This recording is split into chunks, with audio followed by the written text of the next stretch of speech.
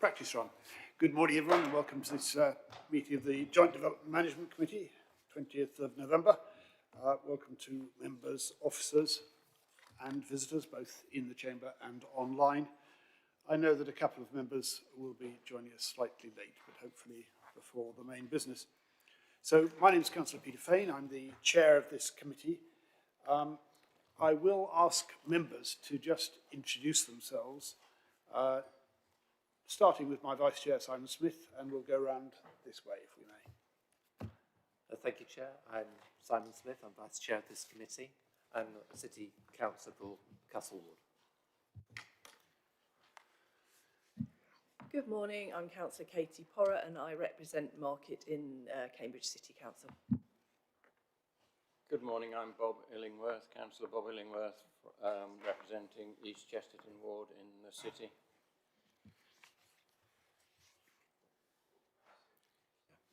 Councillor Smart, King's Edges, Cambridge.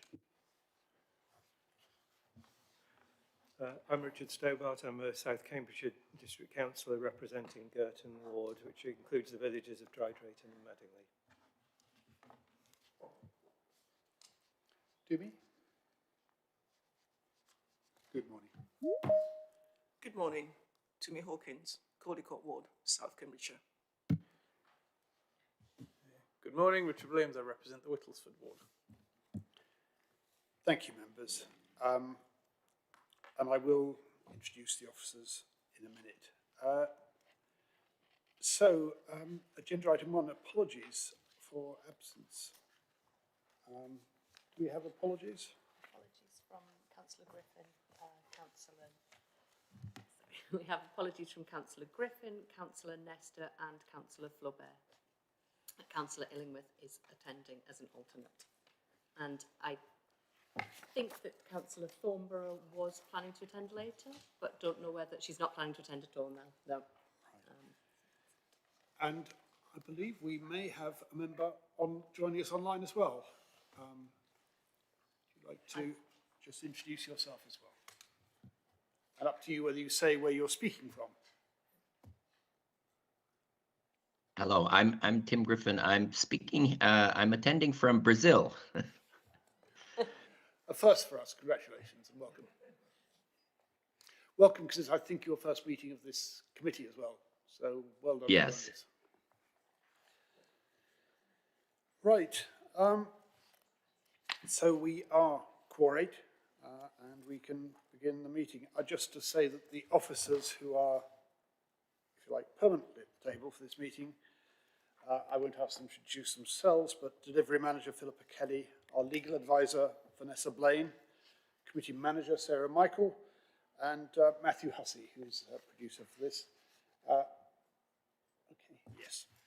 So I will introduce other officers and public speakers who will join us in the course of the meeting at the start of the relevant agenda items. Just to warn you that at 10:30 there will be a fire alarm. It's scheduled. We just stop speaking, ignore it. It's quite brief. The lights will carry on flashing, but we don't need to leave the room. Unless, of course, the sound continues. So copies of the agenda can be found on the City Council's website. Please would you refer to page and paragraph numbers within the agenda if you're wanting us to look at a specific point. And for those in the chamber, please note that everything on your desk, including your laptop screen, may be broadcast at some point. Please raise your hand if you want to speak in the meeting. And for those participating via the Teams, perhaps you could indicate if you wish to speak via the chat column or the raised hand option. Please don't use the chat column for anything else during the meeting. The process for the planning applications I will introduce at the time before our first planning application. But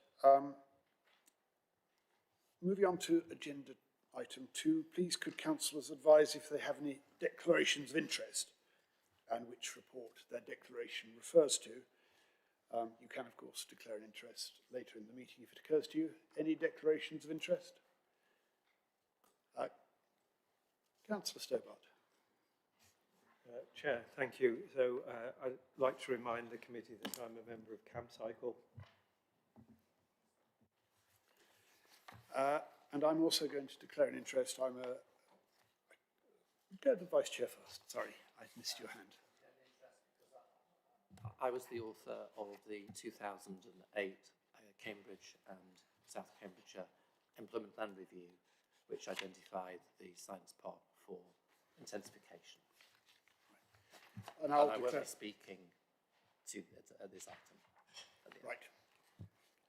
I'll declare an interest as a member of CPPF who have objected to one of our applications later, but I haven't been involved and I'm not, haven't taken a view on that. Come to it with a fresh mind. So, moving on to agenda item 3. The minutes of the meeting on 15th of October have been published online, but weren't available in sufficient time. So we'll come to that at the next meeting. And now on to the more important business, the pre-application developer briefings. And we do appreciate the time taken to come present to us. So we're going to look at here a briefing for the plans for the Cambridge Science Park off Milton Road. And the process for the briefing will be the developers will be invited to present for no more than 20 minutes, and members of the committee will then be able to ask questions for up to 25 minutes once the presentation is finished.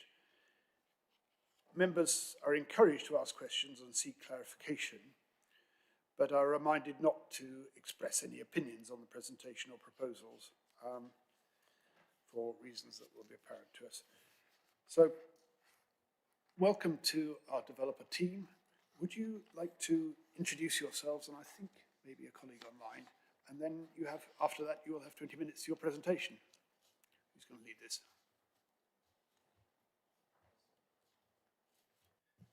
Good morning. My name is Eric Martin. I'm a director of Allies Morrison Architects and the lead master planner for the Cambridge Science Park outline.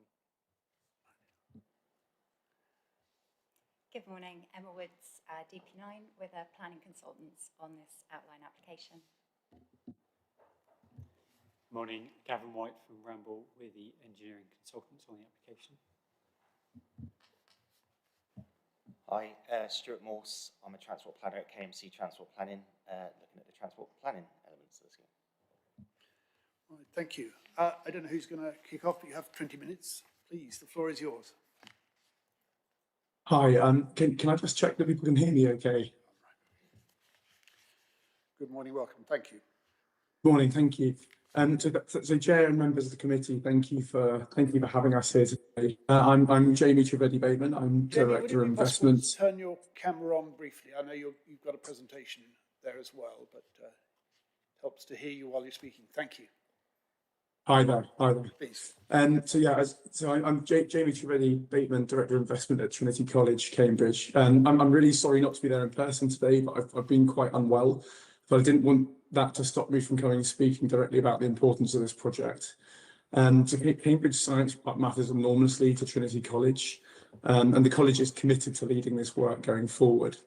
So Trinity's owned this land for nearly 5 centuries. The Science Park was the brainchild of our former predecessor, John Bradfield, and it became the catalyst for what's been known as the Cambridge phenomenon. It's important that the park succeeds at a national and local level, and Trinity's success here is not self-interested. It is symbiotic with the success of the University of Cambridge, but also the city as a whole. And the park has played a really, really important role in that shared future. It's got an incredible heritage, but it needs to evolve to meet with the future needs of the next generations of science and innovation. So for decades, the Science Park grew organically without an overarching master plan. And after 50 years of continuous use, it's clear to us that the Science Park needs a comprehensive plan for the future. We've got car parks dominating frontages, we've got green space that's underutilised and requires improvement. And during the Unit 440 planning application, the QRP and this committee rightly asked us whether we had a wider plan for the future of the park. And this proposal is our response, is our answer to that. So Trinity wants the Science Park to remain at the forefront of global science, and we're investing meaningfully for the benefit of our tenants, the city and the wider region. So I'm going to hand over to the design team, but before I hand over to Eric, I'd just quickly like to thank the committee again for its engagement, the local planning officers and county, for their hard work and support through this process, our design team for its dedication and the time that we've had from local stakeholders and members of the public who've contributed, but also my colleagues in the college, including our gardeners, who've put a lot of time and shared their experience to help us think about the landscape, not just in the context of the science park, but also the context of other successful things like Trinity's landscape in the centre. So I'll pause. I know we're pushed on time, so I'll pause and I'll hand across to Eric now. And thank you again. Thank you. Eric. Yes, thanks, Jamie, for that introduction. I appreciate that we have a few slides to go through. I'm going to canter through them to really tell the story of where we are at the moment with the project. We've done good progress so far. There's still lots to do. We're in a good place to share information, and that's where we're here. So thank you very much for giving us the time. Eric, sorry, I know you say you can canter through your slides, but if you feel that it would be clearer to slow it down a bit, we will be happy to give you a little bit of extra time if you need it. We've discussed, but the floor is yours. Thank you, Councillor. Just to give some planning context before we start, as you may know, Cambridge Science Park benefits from an allocation on the currently adopted local plan, Policy E1, which supports appropriate proposals for employment, development and redevelopment on Cambridge Science Park, where they enable the continued development of the Cambridge cluster of high technology research and development companies. The principle of development is also supported by efficient reuse of previously developed land in highly sustainable location, as required by Chapter 11 of the MPPF 2024, making effective use of land. And it's worth saying that the team has been working proactively with the officers through our PPA process and undertaking ongoing community engagement, including pop-up events, exhibitions, and a series of events with local primary schools with the Council's Youth Engagement Service. So it's pretty much an ongoing process live at the moment. As Jamie said, this is a great opportunity to rethink the park after a few years, really. And this is where we started. So this is a vision that we sort of developed with Trinity, which is to lead a vibrant, sustainable innovation neighborhood. And the word neighborhood is very important. It is a transformation from science park into a neighborhood, and that's one of the key items and elements of the vision that we've been developing for the city, whilst contributing to a thriving community of innovators, but also the local community that can drive outcomes with national and global impact. So it's recognizing that this place has a global and national importance, but ultimately needs to be placed in the city. This is a sketch that we did very early on to try to imagine the place, because this is a vision-led exercise. It is about transformation and intensification of the park, but ultimately it is based on an idea of what the place could be. And that idea of the place is taking the assets that it has in terms of, it has green areas, it has buildings, and it has people, but it could be much better. It could be better integrated. The nature in it and the green aspects of it could work harder, could be better, could be enhanced, and there could be more activity in it, and there could be kind of a thriving community.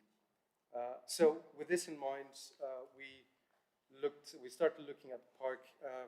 It's the oldest park in the UK of its nature. It was founded in the 1970s. 150 acres of land, or 60 hectares. About 88,000 people work here, and 170 companies. There's about 135,000 square meters of building at the moment.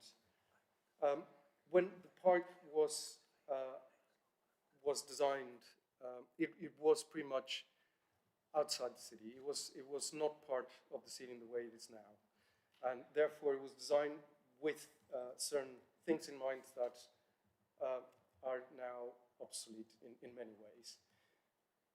Now the park sits, as you know, on the northern part of the city. It is part of the cluster. It's very well located within 20 minutes walking distance or 20 minutes cycling. You can get to pretty much the city center and all the way to Water Beach if you know the way to get there, because obviously at the moment it is not the best connection, but in the future it'll be, as we know, much better connected. And also, as we all know, the growth of the city in terms of housing mainly, it is at the moment in the northern areas of the city and where we are now as well. And the park sits at the midst of this growth that the city has planned for the future.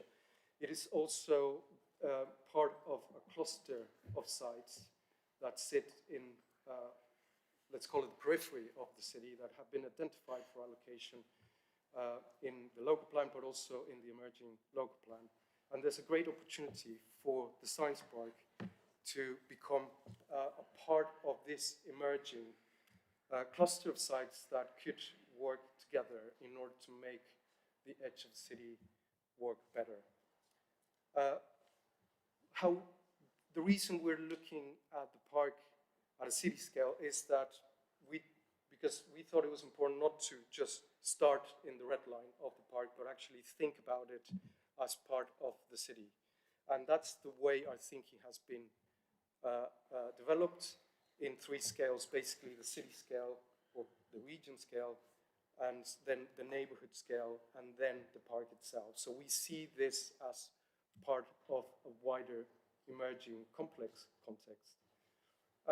We've been thinking about how the city has grown over time, and the fact that perhaps in a simplistic way, but it could be summarized that the city has a great historic core, but then it has had layers of suburban growth of various levels of architectural and urban quality. But now there's a great opportunity for these sites that sit at the edge of the city, at the fringes of the city, become more protagonist, and they work harder with what they're doing, with infrastructure, with architecture, with B&G, and with creating a sense of place that is as good as the historic core. So it is a high aspiration, but we think we are ready to seize the opportunity for that, and that all these sites should be thinking about development in this way.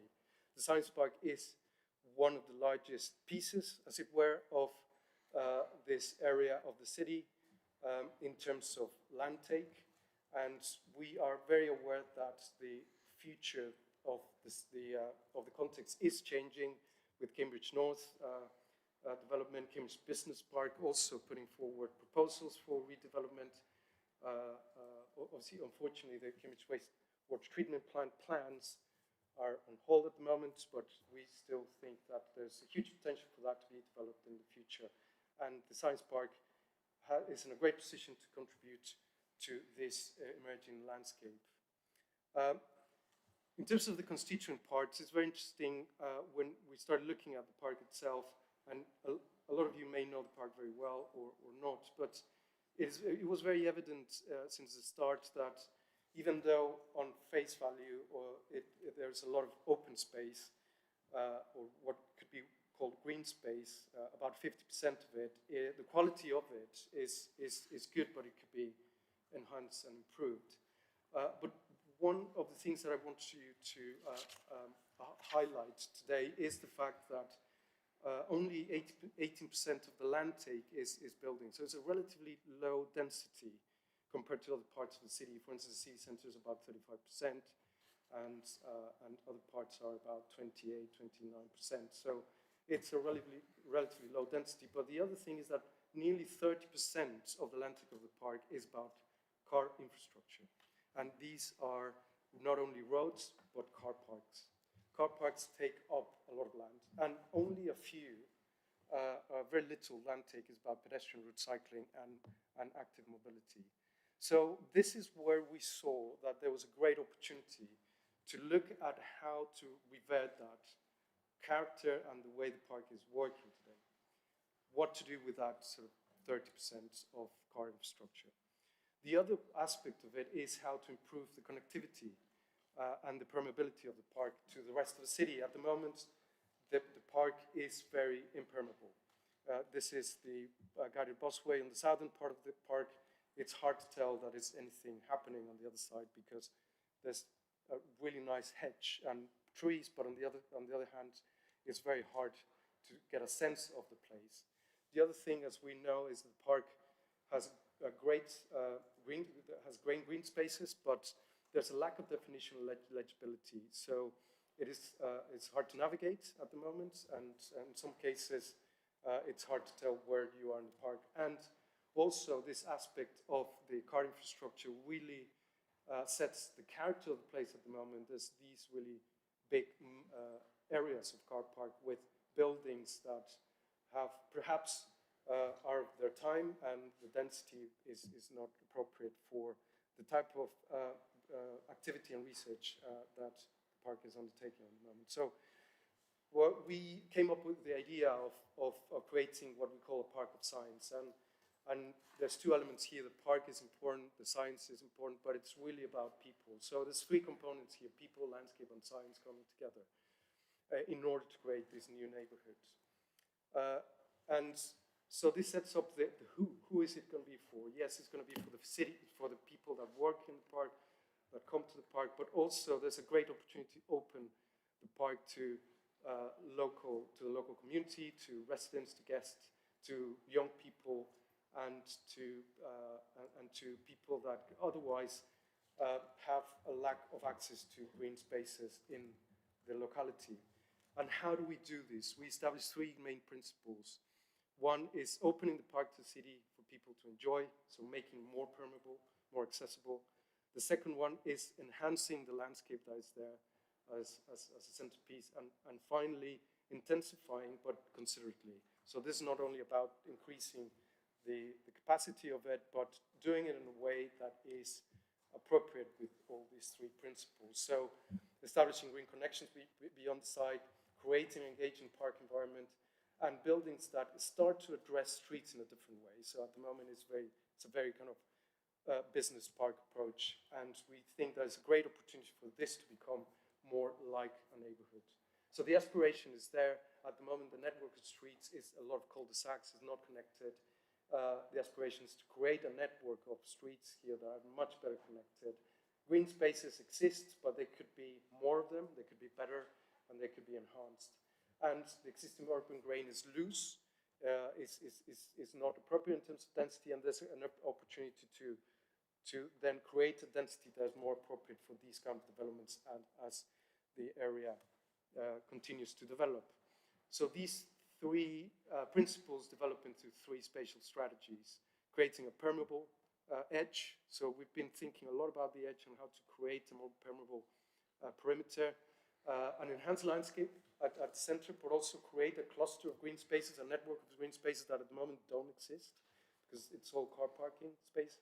And finally, consider intensification to create vibrant gathering points through what we call sort of micro-neighborhoods. So creating a network of internal micro-neighborhoods that then are related to this network of green spaces that we're thinking of creating. So this permeability is related to how the area is working and will work in the future in terms of transport, where the potential connections are.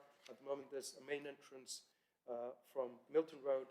A lot of people come from the Cambridge North Station by bicycle and walking to the southeast. And there's a small entrance to the southwest. But we're looking at other opportunities to create new entrances to the guided busway in the south, but potentially other areas in Milton Road.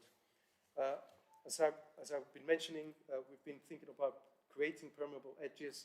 These edges are different. They're different conditions depending on where they are. Milton Road is different from the guided busway, from the A14, from the entrance to Milton Road, and they each have different characters and conditions. And we've been working in terms of thinking about the character of each of these conditions to make them more permeable. So we're looking at opportunities to create more entrances from the guided busway, perhaps one or two more pedestrian and cycling entrances from there, but also looking at opportunities to open pedestrian access from Milton Road.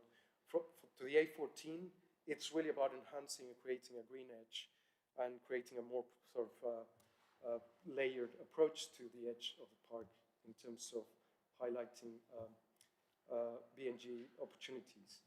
In terms of how people move, we've been thinking about connectivity, but not really just about people movement or vehicles, etc., but a way of experiencing the park in different ways. So we've been talking about speeds of experience. So people that walk, they experience a place in a certain way.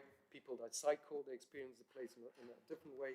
And vehicles that access the site will be experiencing the place in different ways. So we've been thinking about each of these aspects of end users and the way they move, but in terms of how they experience the park.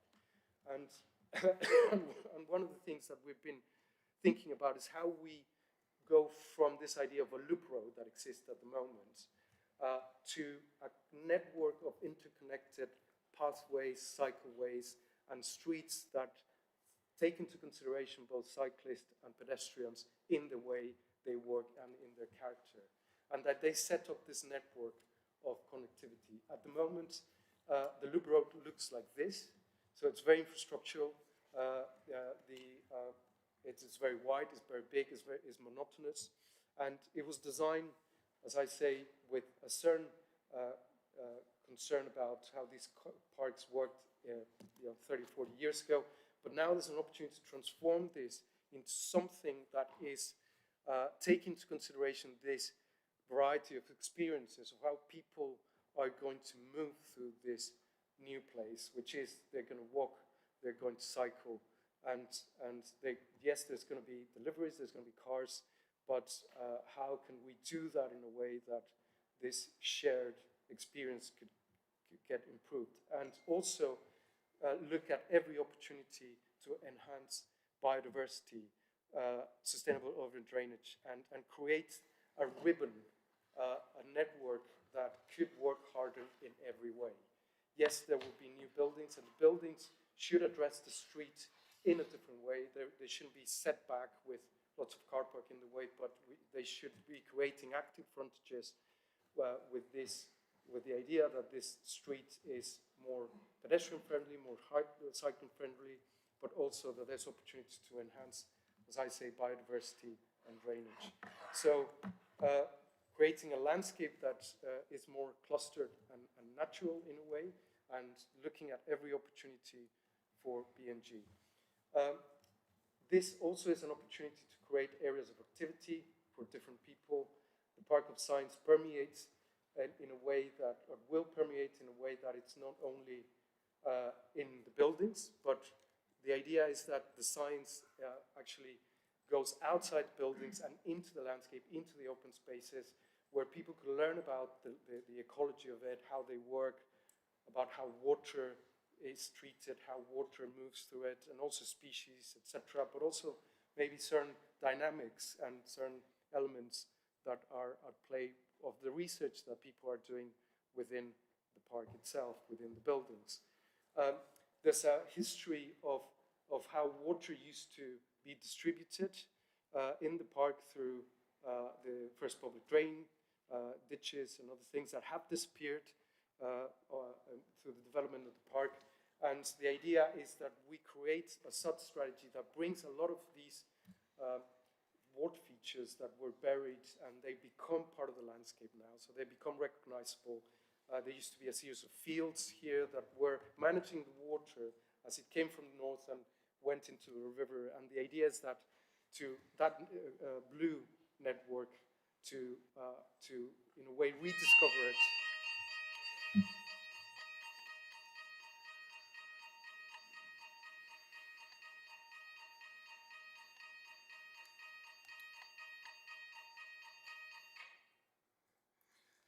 That was not to remind you that your time is nearly up, but it served a dual purpose. Please carry on.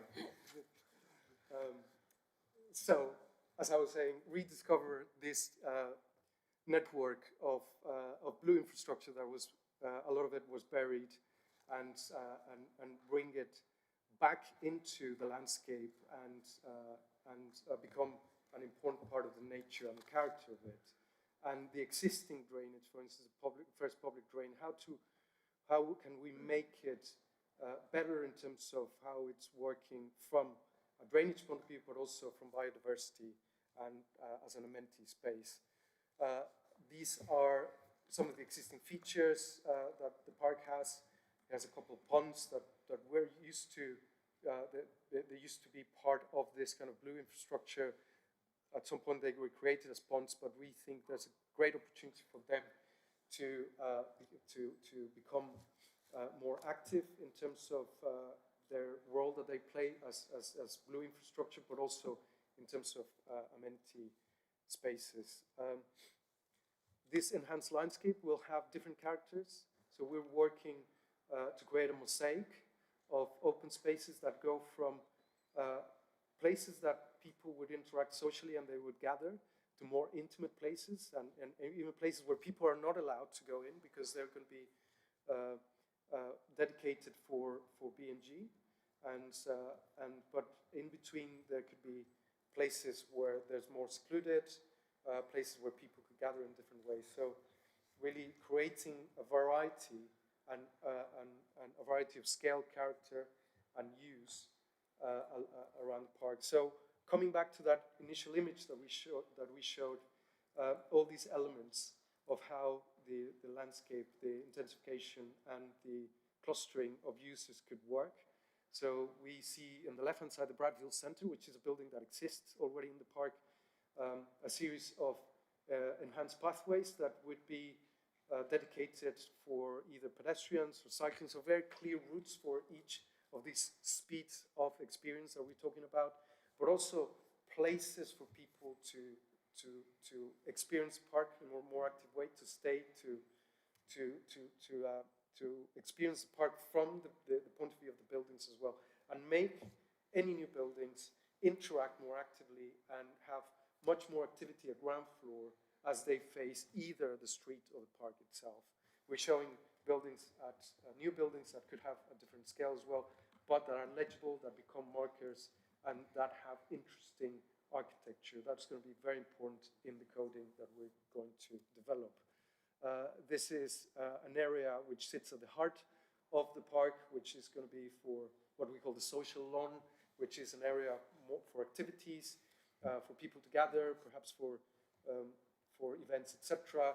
And we can see this blue infrastructure becoming more protagonist in the background, with new buildings also facing the park and containing it as well, creating a much more legible environment.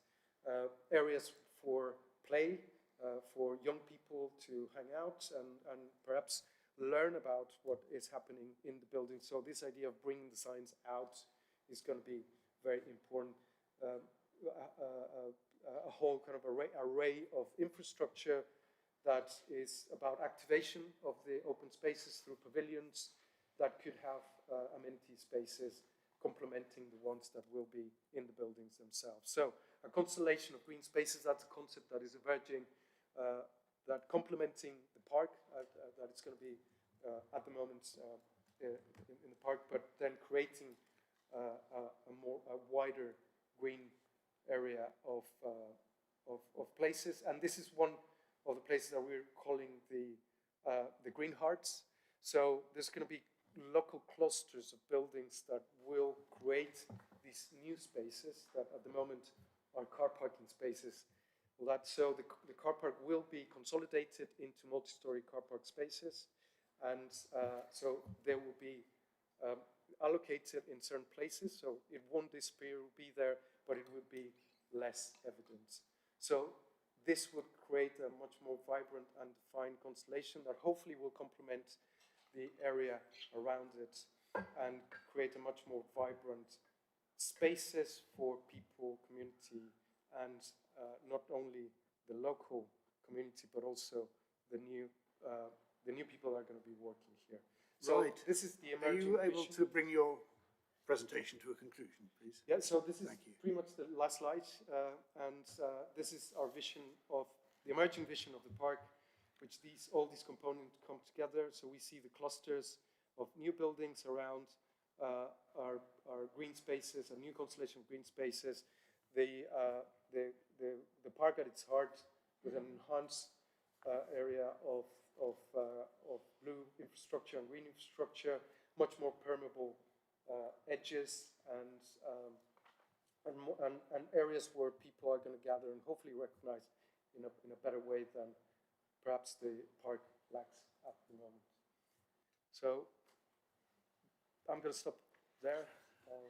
Thank you very much for that presentation. I appreciate you've also got some colleagues who've taken the time to come here, and no doubt there will be opportunities for you to bring them in on the questions. I know members will have a number of questions for you. So, members, if you'd like to just indicate who will have questions, and obviously there will be a sort of second round. Katie? Yes. Richard. Councillor Porra. Thank you very much for the presentation, and it's really welcome to see a master plan and engaging with pre-app. I think that's really important, and I like the idea of the neighbourhood rather than a science park. I mean, we've been there quite often for site visits recently, and it's appalling for pedestrians. You get off the bus, there's no way finding you, marching through big roads, not knowing where you're going. So I think that is welcome.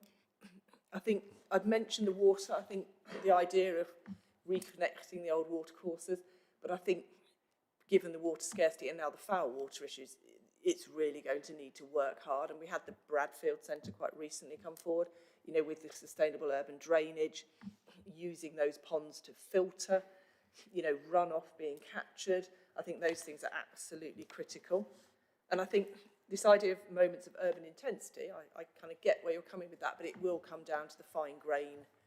You know, if it looks too blocky, it will fail. So I think you've referenced that.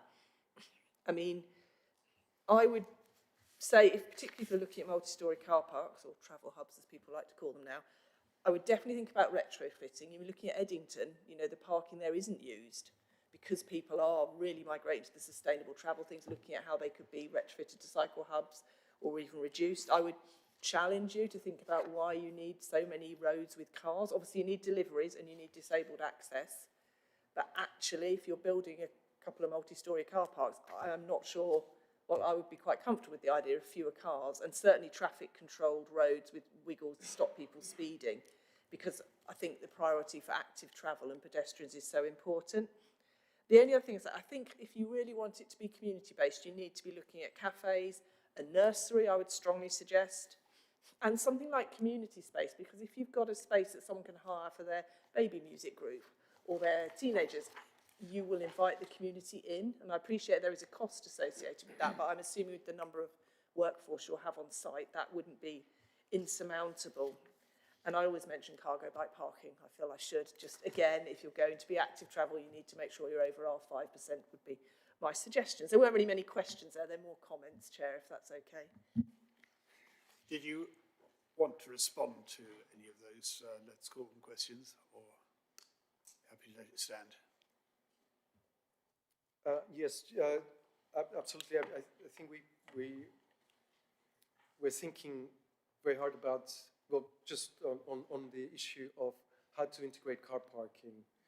I mean, unfortunately, that's still the starting point of a lot of these places, and it is ultimately the objective to make it much more people-focused and much more sustainable travel-focused, and that's the ultimate goal that we have. There's going to be a journey, as it were, to get there. So the vision is of a few years in the future, and the way we get there is going to be as important as the vision itself. And in terms of how to integrate that change of culture and change of how people are moving into creating the character of the place is something that we're thinking very hard about. But the fact is that, in a way, there's easy ways of transforming that, because at the moment we have acres of car parking space which are tarmacked, and they're not, a lot of them, of those spaces are underutilized. So how do you start transforming that into something, tomorrow it could be, you could start greening those spaces, you could start kind of taking over some of those spaces, or shifting and making them work harder. And gradually, this idea of centralized car park, the idea is to try to capture the cars as soon as they enter the park, so they don't have to travel into the park as far as they need, or further than they need, and therefore an opportunity then to the rest of the park just have a minimum amount of vehicles going through these places. Now, there's also going to be the need for servicing and all these things, so it's really a balance between all these things. Members, oh, I'm sorry, yes, please carry on. Yeah, I just wanted to add, just on the point about welcoming the community in and cafes and nurseries and community spaces. So some of you already know there is currently a nursery on the Science Park, and the Cambridge Science Centre has now located there. So I think the numbers are something like 38,000 children a year will be visiting the Science Park. So that's very much on the agenda. But we appreciate that there's a lot more that can be done. So part of the master planning work is to make sure that we are incorporating more of those amenity spaces and making sure that they are open to the wider community. Thank you. Members, I have a number of members wanting to ask questions, and I'm sure there'll be others. I should explain I don't intend to use the same chair's discretion to allow members to go beyond the 11 o'clock finish of this session. And I would remind members that there could be benefits in at least phrasing your comments as questions of clarification. I see Councillor Smart, but before then I think we have Councillor Williams and then Councillor Stobart, please. Thank you, Chair. I'll be very quick. It's not a question, it's a declaration of interest. Because obviously I work for the university, and I should mention I have previously supervised for Trinity. I should have been on the ball with that one, but for some reason I'd forgotten that this was owned by Trinity. Councillor Stobart. Sorry, that was a declaration of interest I missed because I was a Trinity scholar when I worked at Cambridge Consultants for 3 years. So it's a long time ago, I can tell you. But when I first started working in Cambridge Consultants, I'd been my previous job was in a converted factory in Stevenage. So you can imagine it was like stepping into heaven, working on the Science Park. And I think you're proposing something, that next kind of step up. We've seen the Science Park, and that style has become quite, if you will, the norm for modern development. But we're looking at the next stage. I just wanted to dwell briefly on the architecture point that you raised. And when I joined the firm, they had sponsored a book by Tim Rawle called Cambridge Architecture, which has on the front juxtaposed King's College Chapel and Knapp Labs, just to illustrate the point that I think architectural progress is seen in the wide sense as being very beneficial to the city and kind of aligning with that medieval heritage. But I just wanted to line that I think the processes that we have here to encourage good architecture may require some supplementary support on the part of developers to encourage good architecture to come forward. And there are some nice examples of where architecture is encouraged in this context to work alongside the development of a certain kind of business agenda. So if I could just come back to the point that Councillor Porra made about community. So we talked about that kind of community stuff which is associated with the workforce, but I'm thinking, could we go a step beyond? And within the context of the Science Park, things like maker spaces and what I'd think of, MIT promoted this notion of the Fab Lab, which kind of connects business and community. And so going beyond the community space to something that actually functions as an inspiration, as well as the science opportunities. So I think the community space, but rethought, would be a good thing in this kind of master planning concept. Otherwise, there are a bunch of comments. May invite a response, but just some thoughts. Do you want to respond to those comments? Yes, very, very interesting. We really like Knapp as well as a building, and one of the things well, we like the variety that exists at the moment in the park, and we're looking at the highlights of some of the buildings are really good, some of others are not as good, and there's an opportunity to retain the ones that are good or more recent, but NAP is one of them. The ones that, one of the approaches we're thinking of doing is kind of almost framing it and making sure that it also always has that kind of context around it that is green and how it was envisaged originally in the park, and create or recreate some of that character in other areas, which we think is very good and very interesting. And the MIT Fab Lab, I think that's a reference that we've used a lot when we've been thinking about these innovation places and even buildings that we've designed as well. That how do you create a building that could be an incubator for different moments in the development of research and companies, etc., but that could also have other types of spaces for community, and that's the building itself need to be flexible enough to accommodate that and inviting enough. So this idea of creating buildings that are generous in terms of how they address the context, how they address the street and activate the ground floors is something that we've been discussing with officers a lot about how you create that kind of architecture.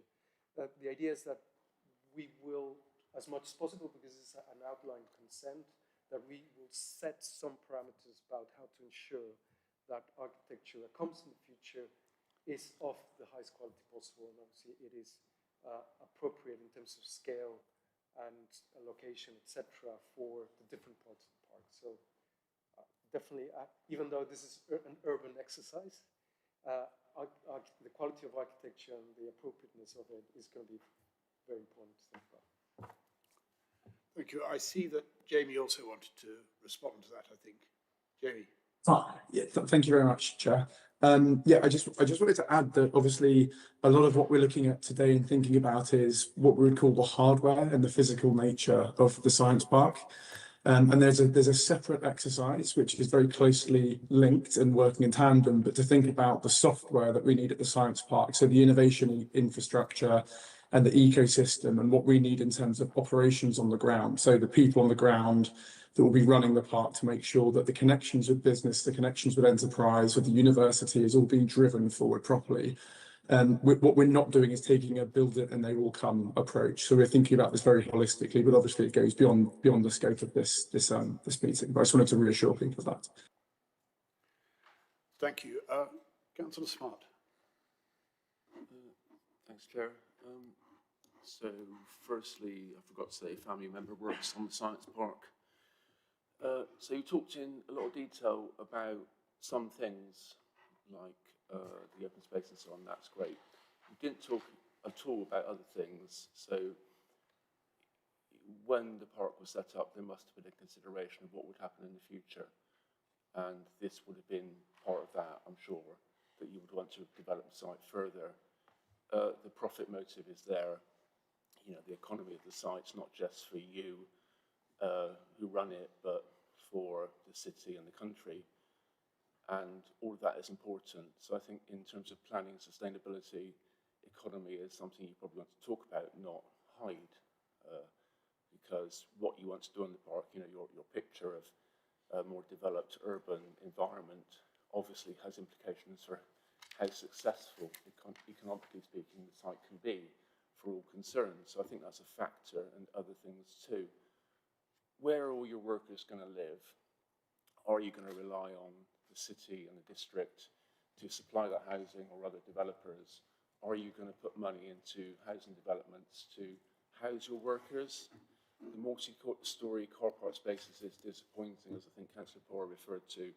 You know, so taking away car parking is great.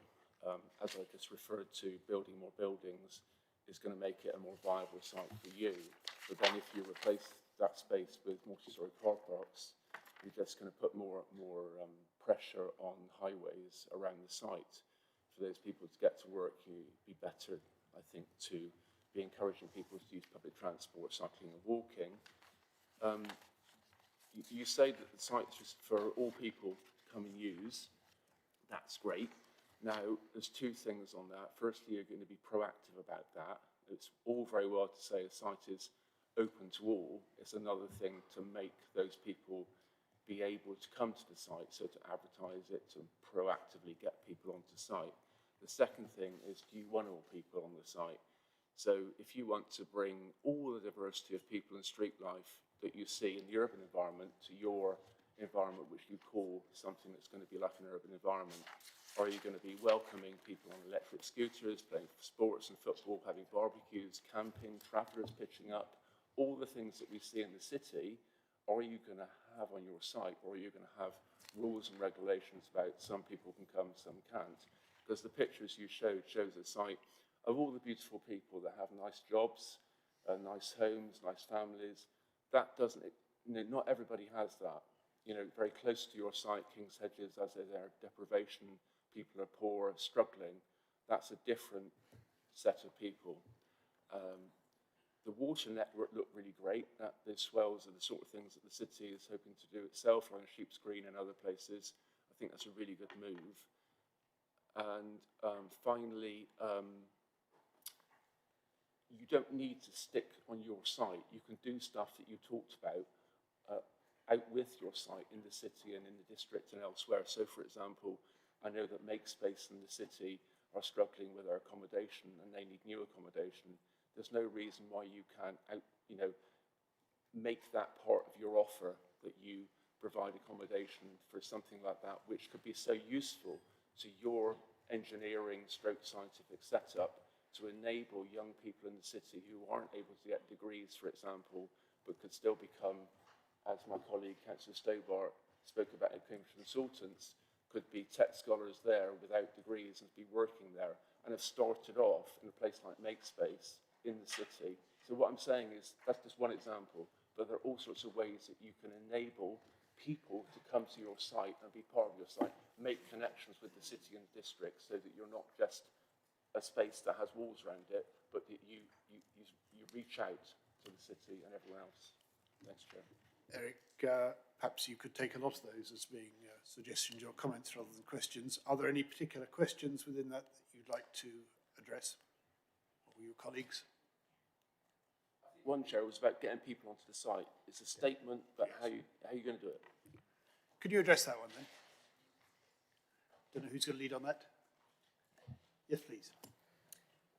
Yes, just on the parking, obviously the strategy around consolidation, that's consolidating existing numbers. So it's certainly, there's absolutely zero intent to increase parking provision.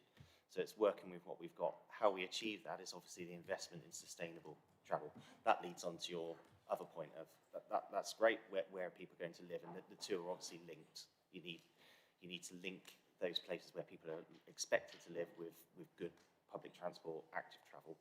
So we've got quite a detailed piece of work that's been undertaken that looks across the board into the future as well, looks at populations within sustainable catchments, so looking along train lines, looking along those transit corridors that we've got in the area. Obviously, this place is quite unique in that we're connecting two large growth areas with some really good transit corridors. So all of that work is feeding in, connected with the public transport, connecting into where people are going to live.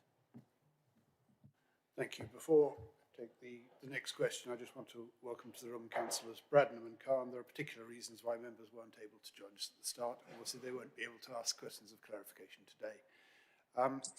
I see Councillor Flaubert has also joined us online, although I think her substitute is in the room already. So, next question, I think Councillor Toomey Hawkins. Thank you very much, Chair. I don't know how tenuous the declaration needs to be, but my wedding in '96, I had the reception at Trinity Centre. So that's how tenuous it can go. So there was space that could be hired by the public for events. So it's good to go back to that and perhaps make something more, not just things like that, but as some of the other speakers have mentioned, having not just have, people. But if I can emphasize that, as has been mentioned, there is King's Head is next to you. There is a feeling of them versus us, which you need to actually deal with in making the right type of space available that will encourage people from there to think we can actually, young people from there to go, I can work on that site. It can be me in those offices. And that's what's missing right now. Okay. And of course, you talk about permeability, people being able to, that all kind of encloses that people feeling that they can be the ones who are working there. That's what I really want to emphasize. The housing thing has been mentioned, but don't forget we now have an issue with Northeast Cambridge where we're supposed to have.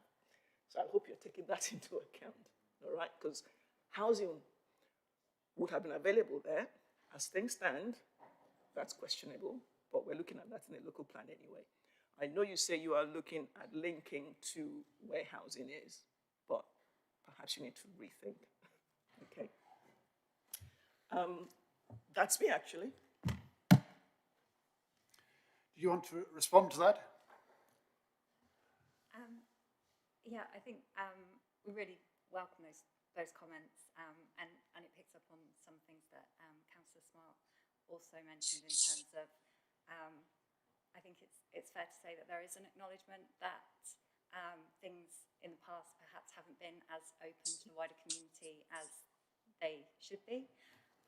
That is part of the rationale for having the Cambridge Science Centre on the site, to genuinely open it up, that everyone is welcome to come and see the science, be part of that science from a really young age.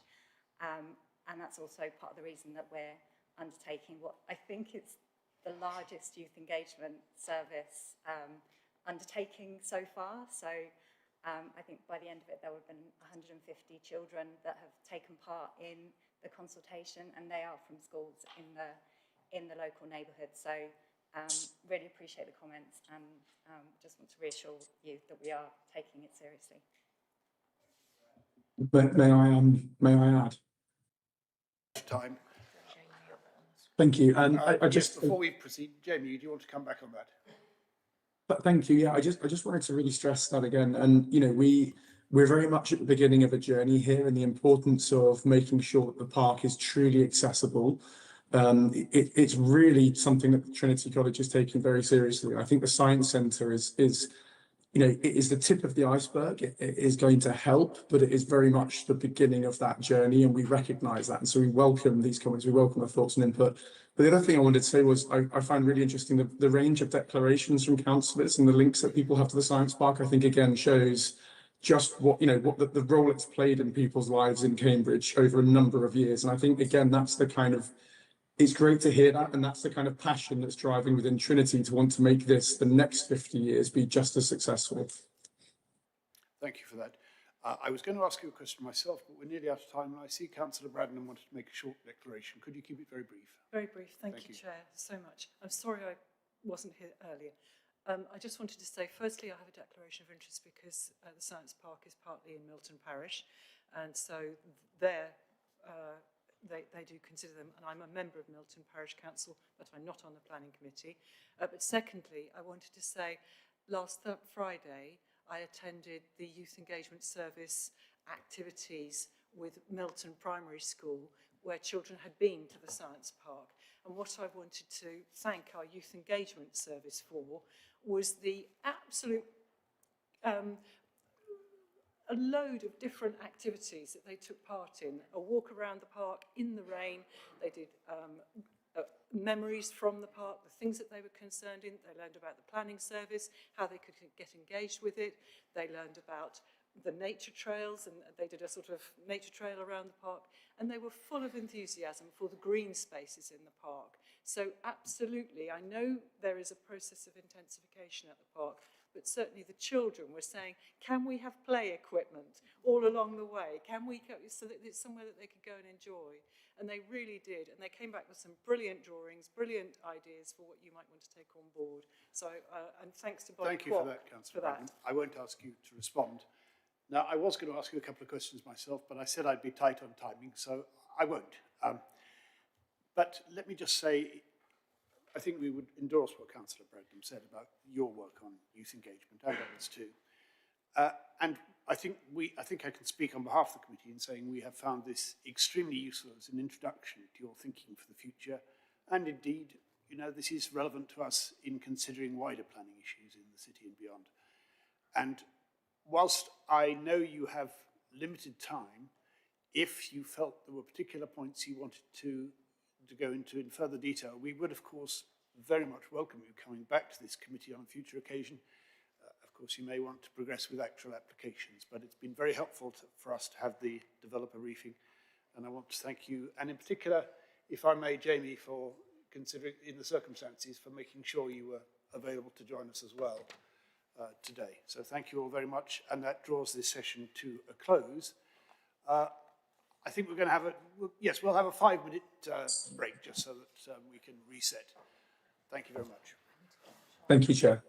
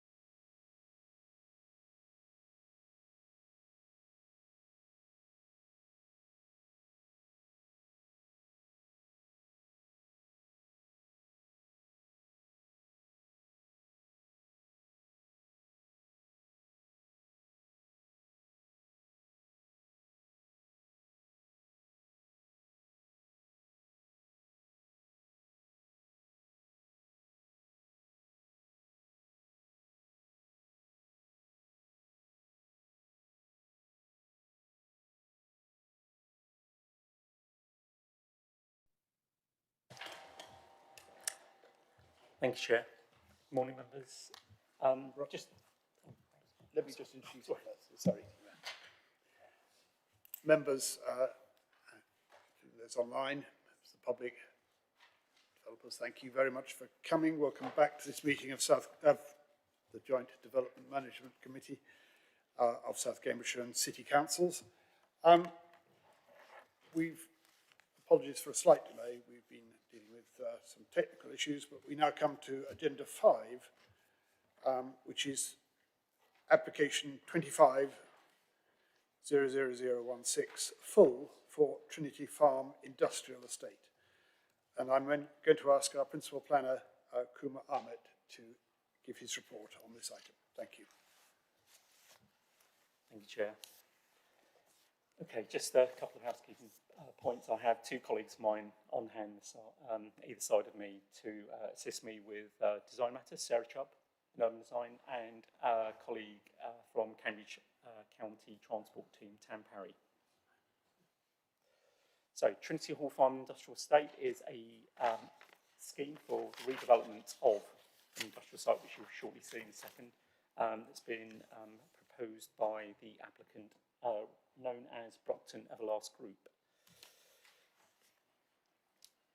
So here we are. Here's the application site. So it's located to the northeast of Cambridge City, and it's also within the administrative boundary of the City Council itself, and it's identified also within the northeast area, major area of change. Site characteristics. So you can all see my cursor here. Just some important metrics looking at. It's a 1.3 hectare site comprising approximately 5 individual buildings of 1 and 2 stories in height. Within that, you can see the areas of those buildings are surrounded by large areas of hard standing. Currently, it's an employment use, though it's not noted or directly designated within the current local plan, the Cambridge local plan. Other relevant features are, sorry, I don't know why that did that. Other relevant points are that it has a single point of access from Nuffield Road. It also has the other feature is the north-south route of Milton Road to and from the city, and the A14. Cambridge guided busway running along the northern boundary here, east-west. And it's also part of the National Cycle Network. And you also have Cambridge, you can't see it on this slide here, but you can see it on this slide down here, that Cambridge North Station is located to the south and east, approximately circa 12 minutes on foot. Another point also just to note that there's very limited amounts of landscaping. So members will be familiar with some of the site, as you can see in some of these photos. Top 2 images showing Milton Road edge, and the alternative, this is the entrance off of Nuffield Road into the site. The other 2 images below here are showing the typical form and layout of buildings on the site that's currently existing. Then we have supplementary photographs just showing the wider surrounding area itself.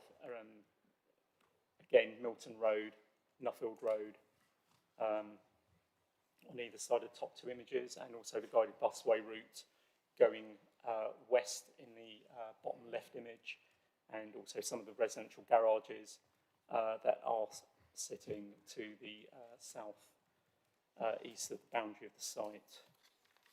So development proposals.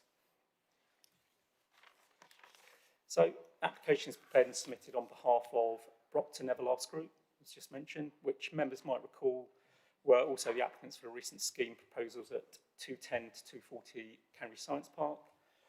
They are currently seeking full planning permission for the demolition of the existing buildings on the site, as just shown, for a office and research-led development, which will also include a public, also food and drink and retail uses, including supporting landscaping and associated infrastructure.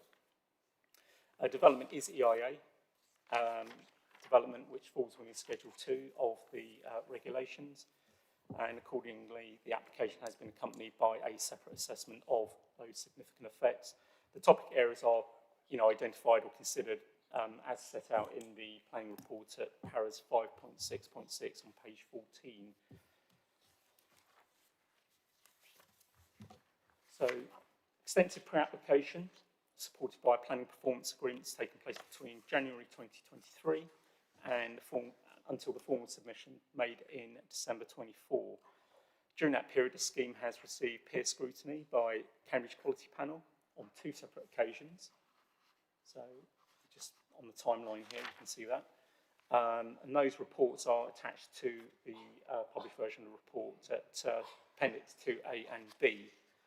Importantly, I think it's kind of worthwhile just indicating there, we can always come back to this, but there is within the report reference to CQP comments, specifically at paras 13.7, page 26 of the agenda, which refers to the development proposal sophisticating it. This is an exceptional example of future gateway for North East Cambridge development. So the current site itself presents a series of constraints and opportunities which are identified in both these slides, in both the images, sorry. The key physical constraints are the immediate residential neighbouring amenities to the south. That's the Chesterton Ward. The noisy, inaccessible edges of the Milton Road and the guided busway.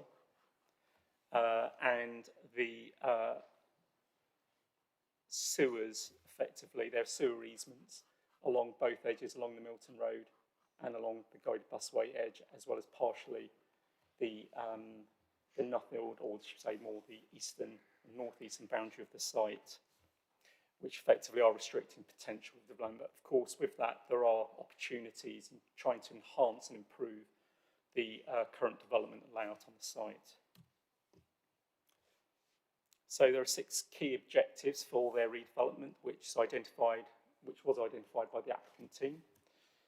They're seeking for the development to respond to its context, enhance the variety of its public realm, provide outdoor amenity, to create a legible urban block composed of distinct building forms which respond positively and effectively to that immediate and varying context.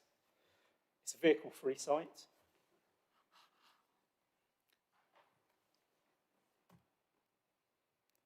So we're going to just step into the actual scheme design, starting off with the level 1, lower ground design. So that's the basement area. So essentially, the basement's really all about locating all of the car and cycle needs, or parking needs, below ground, which frees up that ground level for active uses and enhanced public realm design. So just looking at that here, just to quickly just orientate some of the features of the site design itself. You have the 2-way ramp to the side of within, accommodated within the frame of building A1. Within this, obviously, as mentioned, the cycle parking, but with that you have those supporting facilities such as shower and changing rooms. Just quickly mention that there is sufficient capacity to accommodate up to just over 1,000 cycle parking spaces, and that comes in a combination of Sheffield and 2 tiers. You also have car parking spaces up to 72. That represents a significant reduction on what there is currently on the site, which we'll come back to again later. But within that 72 spaces, you have also 7 blue badge spaces, which is policy compliant at 5%. And also 50% of those spaces are EV enabled, with potential for that to increase to 100% if demand leads to that. So ground layout, again, this is it's the development itself at ground. So you'll see 4 individual buildings labelled here A1, A2, A3, and A4. It's an urban block approach comprise of these four interlinked buildings. They're outward facing and they have extensive landscape perimeters on either sides here.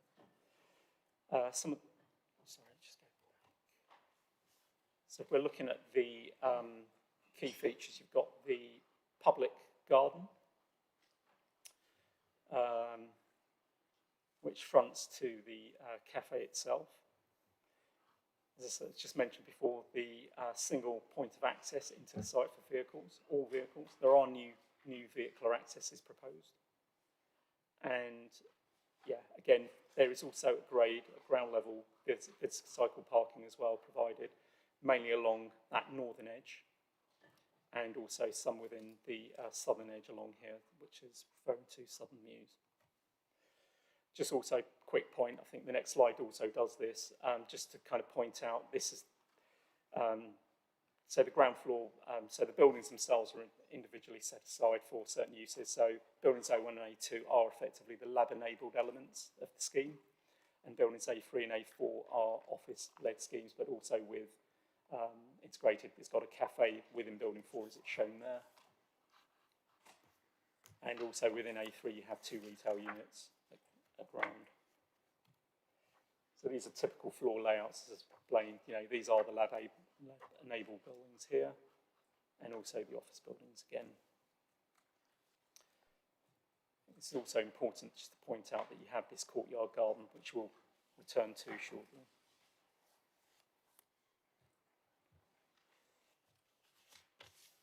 It's the roof plan, which will accommodate green and blue roofs, PVs to meet sustainability commitments. Roof terraces and their design are provided in buildings A1, A2,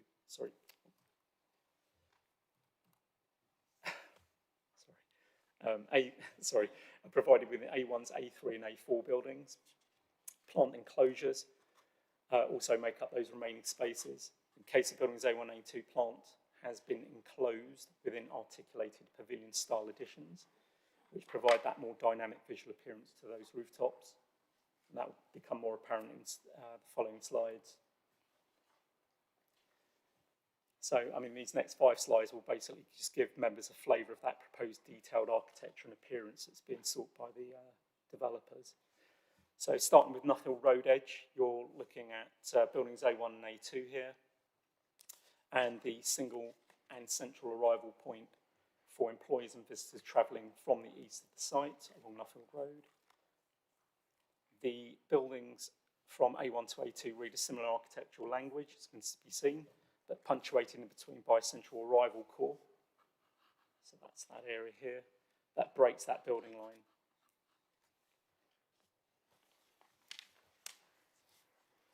And moving along that elevation to buildings, so this is the guided busway edge, and what you effectively see is building A2, which wraps around that corner onto the guided busway edge. This is a key movement corridor, as members will be aware, for active travel and also public transport users. And this is also sought to encourage, this has been encouraged by the actual design of development because it enhances that edge to be more permeable for, you know, arrival future employees and its visitors. Access arrangements will be demonstrated in the later slides. The buildings continue towards the west side of the application. Building A3, shown here, this more buff-coloured building. It represents that distinguishable change in the architectural language again, and includes, including scale and form. There's an increase in scale and form towards that key intersection with the Cambridge guided busway and Milton Road. So presence of building A3 on the intersection is shown in 2 separate views here. Detailing of facade design incorporates articulation, which is seen in that left slide here, more so, which you know, it reveals its precast frame and the setback of that glazing line. That's particularly shown here. Then moving along Milton Road, along that western edge, that building massing height begins to transition again, from that taller element to A3 on that corner. Apologies again. It's here.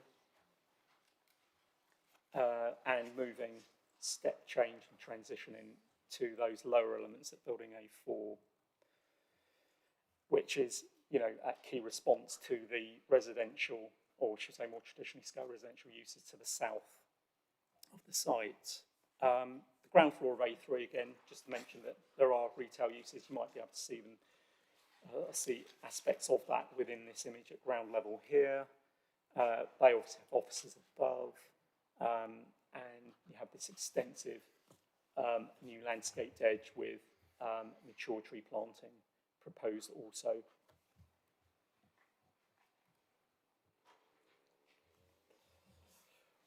So building design of A4 and A1 in this image. Have the background buildings of A2 and A3. So buildings A4 and A1 are in response to that domestic scale, as I've mentioned, and to respect, obviously, the residential neighbours to the south. The public garden and the cafe, it's in this corner here, illustrated by this image, are effectively, it's a welcoming point for both employees, visitors and the general public coming off of Milton Road.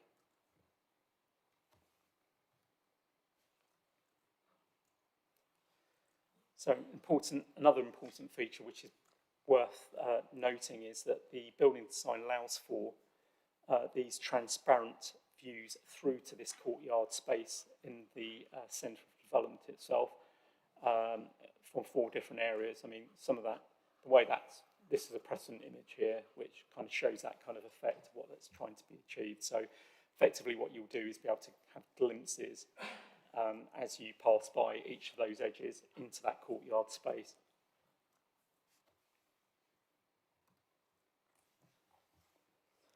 So it's scale and massing and its relationship with its surrounding context. I mean, its design is, you know, has been refined through a very careful evidence-led process where it's tested various impacts in both close and wider views in, you know, the existing surrounding built context as well as that emerging context. The building heights are proposed to range from the tallest, which is 27.1 metres, that's building A3, shown here,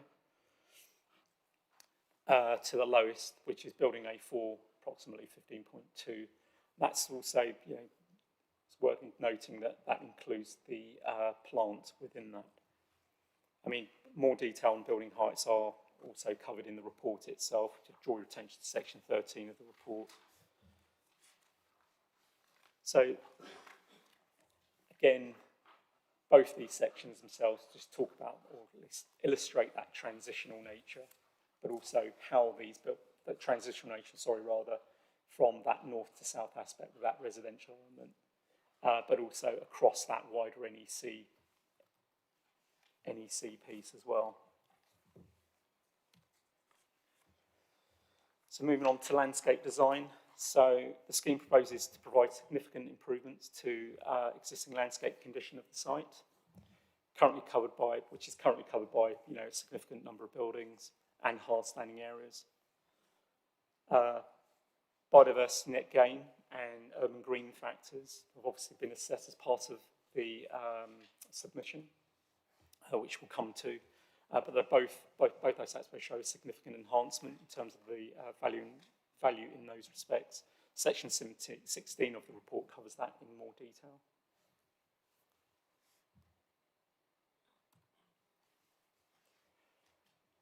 So then turning to that landscaping design along the Milton Road edge, which I just, you know, previously mentioned on my slide. So that relationship between that edge and the building. We have this planting area. So in terms of the dimensions between the building and the boundary edge, you can get a bit of an idea of, you know, how generous that space is for users and visitors alike.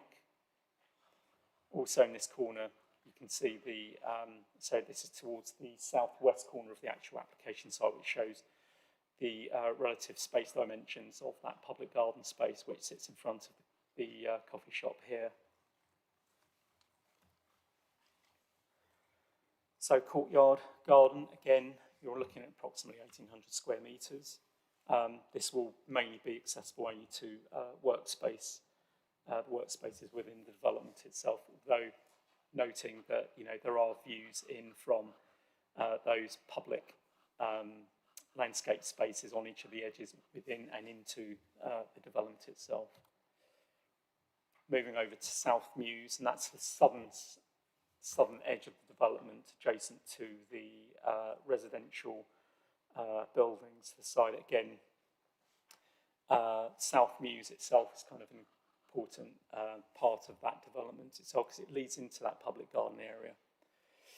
To the entrances of buildings A4 and A1, including the cycle entrance. The landscape space itself incorporates seating, visitor cycle parking, with planters, varied tree planting to form that strong green buffer between the residential edge and the development. Also, in addition, a new feature is a 3-metre wall, which will build. Will have. I mean, it's referred to as a green wall here, but that's also proposed as part of that landscape condition along there. It's also worthwhile noting that there are, as part of that ground level landscape provision, you also have roof terraces, which are accessible. You have 3 of them, say, located within buildings A1, A3 and A4, shown in this image here. The present image there just gives you, this is the building looking out from, sorry, this is the terrace looking out from level 2 on building A1 across to the roofs, the roof of building A4. Sustainability measures are exemplary and are effectively a golden thread throughout the development of the scheme. This has enabled the development to achieve BREEAM Excellent as a minimum, with targets to achieve BREEAM Outstanding. As part of that holistic approach, we're just looking at development is also targeting to achieve project targets for exemplary targets for reducing carbon emissions. We can go into that a bit. I mean, that's all demonstrated here.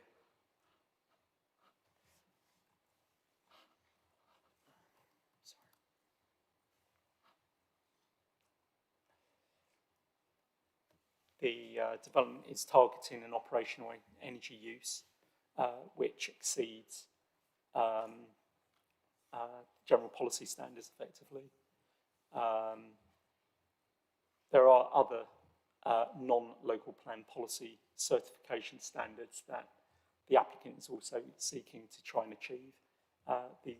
These are such things as neighbours, that's for carbon reduction, etc. measures. LEED certification, as well as building standards as well. That's all indicated here. Water conservation and reuse strategy is central equally within the development scheme design. The actual scheme is actually targeting to achieve all 5 BREEAM 101 credits, plus the innovation credit. The overall equivalent reduction or improvement is 65% improvement in water usage over the so-called WAT 01 baseline. You have SUDS here, and this shows you where SUDS measures are integrated within the design. And that's just at the ground level within those public realm space, included within the courtyard at ground, and also blue roofs or potential blue roofs within the individual buildings as well.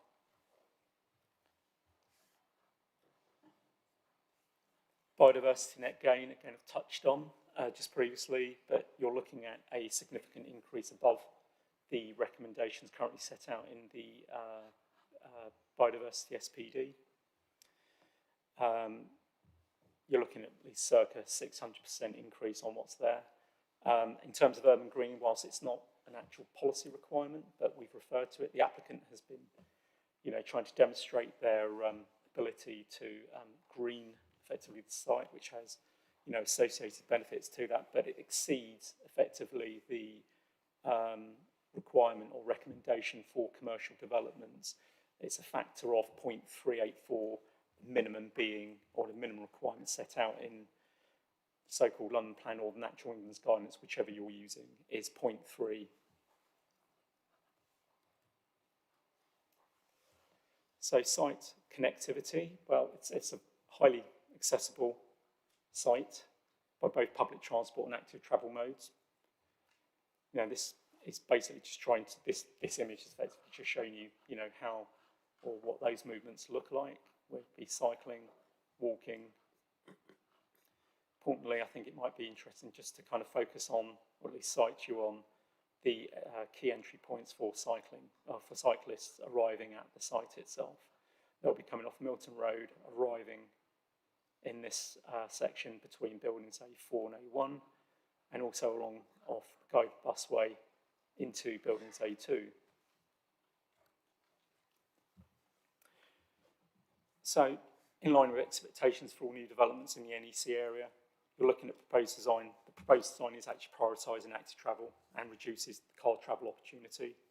That's reflected also in a 50% reduction in car parking on site and capping at 7% mode share. And that's shown about there. So the reduced on-site parking will result in a significant net daily reduction in car travel to and from the site, and that can be seen here. We can touch on this again if need be. So cycle parking design, you're looking at, so basement design itself is allowing for a total permanent provision of just over 1,000 cycling parking spaces. As I just mentioned, there are 2 key arrival points shown hatched in these spaces here, and these are kind of like the arrangements that have been made.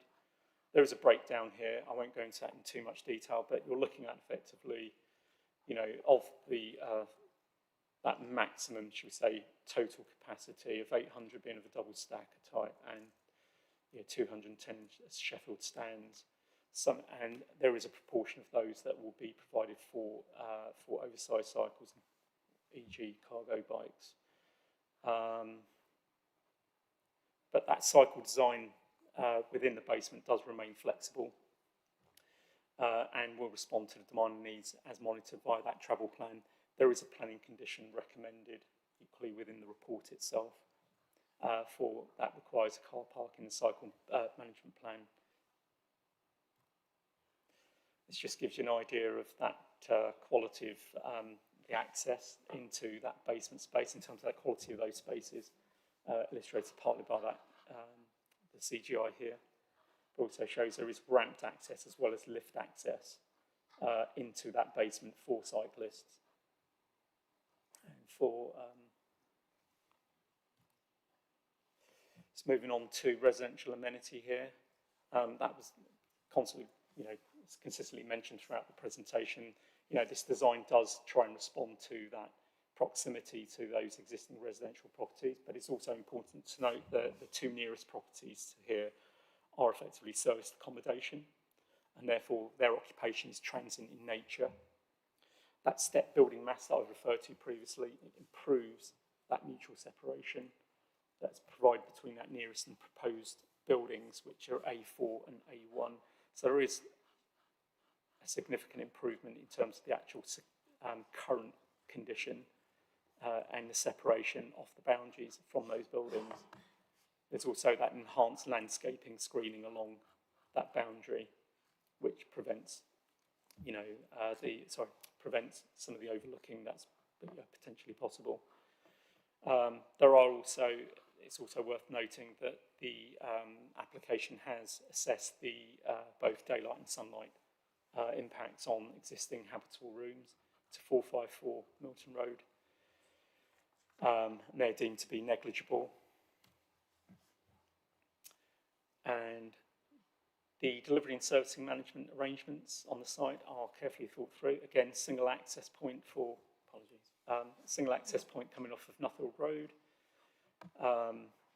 which will arrive off that junction into the site, and it's hidden within that building, within A2, the actual parking requirement, the stationing for delivery and service management vehicles. In terms of the journey of things that are being delivered. They'll be received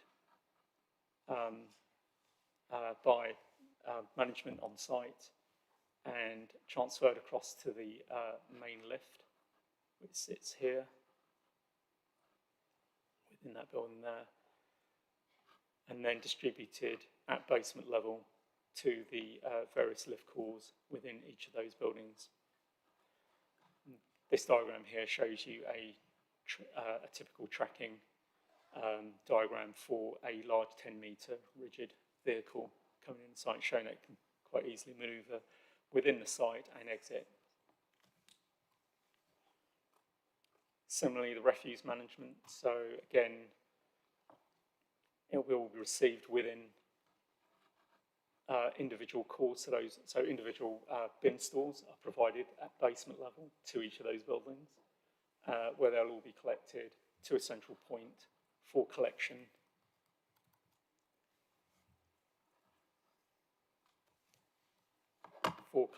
On collection days, in effect. And that will all be managed internally by on-site management. There's also a fire strategy which demonstrates clearly the thinking behind design and allowing for not just emergency events, but also the ongoing maintenance of equipment that will ensure that the development itself is designed to meet current safety standards. So moving on to the planning benefits and some key images. So this is just a summary. There's more detailed breakdown in Table 8, as suggested here, pages 63 and 64 of the report. But key contributions that are being committed to by the applicant, and this is the total for all transport measures, so whether it be strategic, internal or local, and it's amounted to 1.94 million.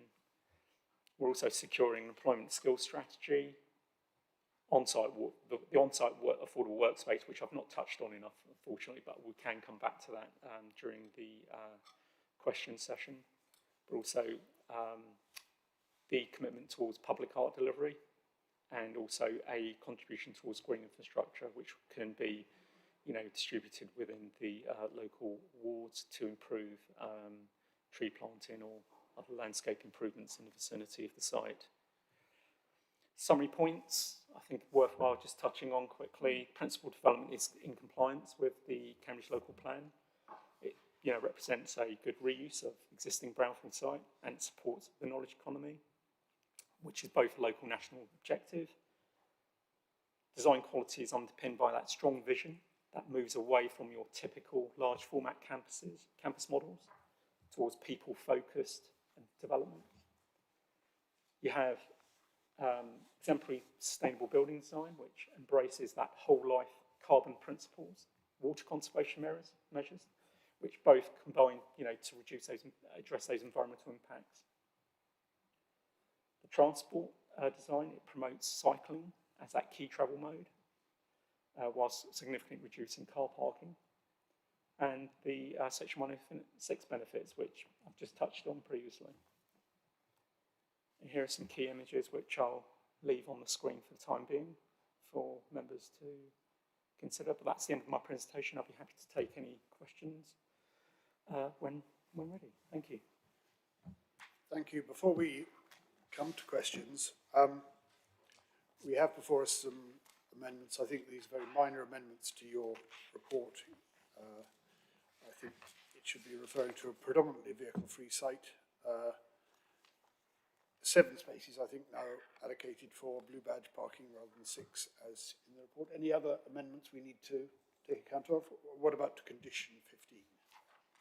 Yes, there are there are amendments to conditions 15 and 16. Both these are for the pre-stage design for BREEAM and also post-construction. And these really are mostly relating to trigger points for those conditions or that information to be provided to officers. And the final condition amendment was for delivery and servicing, and that was just to refer to a phasing. This development could individually be phased out, which could be expected, but ultimately that will be dealt with post-application, and there is a planning condition for that as well. Before I come to questions, I've noted, Councillor Bradnam, there was also a reference, for instance, at section 14 to LVIAs. We've got these key images here. Were there any of those LVIAs that you think would be helpful in dealing with some of the comments received from third parties that you wanted to show us or can access? I can access that, yeah. Would that be helpful, do you think?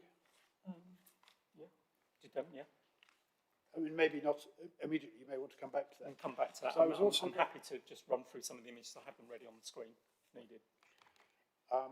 And then there is the question of foul water, which is, I think, at section 19, isn't it?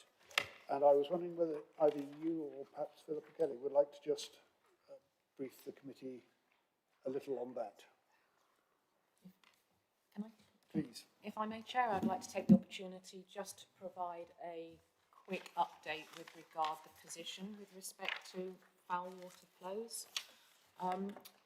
As you'll be aware from the committee report, Anglian Water is raising an objection to this development on the grounds of it increases foul water flows in the catchment of Cambridge Water Recycling Centre, and they will maintain that objection until such time as a feasibility study to review capacity options has been undertaken for Cambridge Water Recycling Centre. Now, members will be aware that the Shared Planning Service has sought Council's advice with regard to foul water in Greater Cambridge and has used this to inform a process to help officers in dealing with planning applications which raise this issue. Officers do not consider that it would be reasonable to wait for the outcome of the feasibility work being carried out by Anglian Water before making a decision on any applications which raise the objection from Anglian Water. Officers also take a different view to Anglian Water with regard to the prospect of improvement works coming forward. Officers are mindful of the government's position on growth for Cambridge. The publication of Anglian Water's position statement last month confirms that DEFRA and the Cambridge Water Scarcity Group are working together to explore options for improving capacity. And indeed, last month, on the 22nd of October, there was a written ministerial statement from Matthew Pennycook MP on delivering ambitious and high-quality sustainable growth in Greater Cambridge. And that confirms that Anglian Water has been instructed to accelerate planning for wastewater infrastructure upgrades in Greater Cambridge, and specifically the Cambridge Water Recycling Centre, and that this update will be reported to government in early 2026. So on this basis, officers consider that a solution to this issue will come forward within the time frame of the application here before you. We consider it's a reasonable approach to seek a Grampian planning condition in these circumstances. Members will be aware from the scheme at 210-240 Cambridge Science Park last month, which was taken to JDMC, that a Grampian condition would restrict occupation of the development until there is evidence that the anticipated net increase in wastewater generated by the development is capable of being accommodated by the Cambridge Water Recycling Centre. The applicant in the circumstances of this development before you has confirmed the agreement to this approach, and with the imposition of the Grampian condition, foul water is considered by officers to be neutral in the planning balance. Thank you, Chair. Thank you, officers, for those presentations. We'll now come to questions to officers, and I have Councillor Bradnam. There may be others. I see Councillor Khan and Councillor Stobart, Councillor Storrer. Right, we will get to you all. Councillor Bradnam. So, firstly, an observation. Following on from the point that Philippa Kelly has just given us, can I just clarify that at condition 24, which is on page 81 of our agenda, I think there's been a small typo and it repeats itself in other applications. It's condition 24 is about full foul water flows, and it describes, just as Ms Kelly has just said to us, but the reason is given to ensure that foul water can be adequately managed without causing significant environmental harm, and the word is to protect, it's given us and to project water quality, but it is to protect water quality, is it not? And that appears in where that condition has been used in other applications. So that's just a clarification of a typo, as it were. Secondly, I want to declare an interest only in the sense that I'm a local member for the neighbouring ward of Milton Parish, which is next door to this location, and as a result I have attended some exhibitions by Trinity Hall on this matter, but I come to this matter, I've only asked questions of clarification, and I come to this matter afresh. So, to my questions to the case officer, thank you very much for your presentation. I have a number which cover connectivity, green space and climate. Would you like me to do them, as it were, a clump at a time? Perhaps, Councillor Braddon, if you could ask 2 questions and then we'll let you come back in for further questions. So, thank you very much.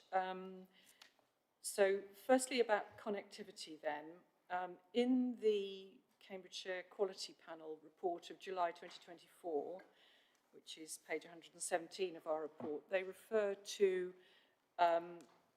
their wish that something could be done about the Milton Road underpass, and they recommend continuing trying to improve this. And I know we've got Tam Parry with us.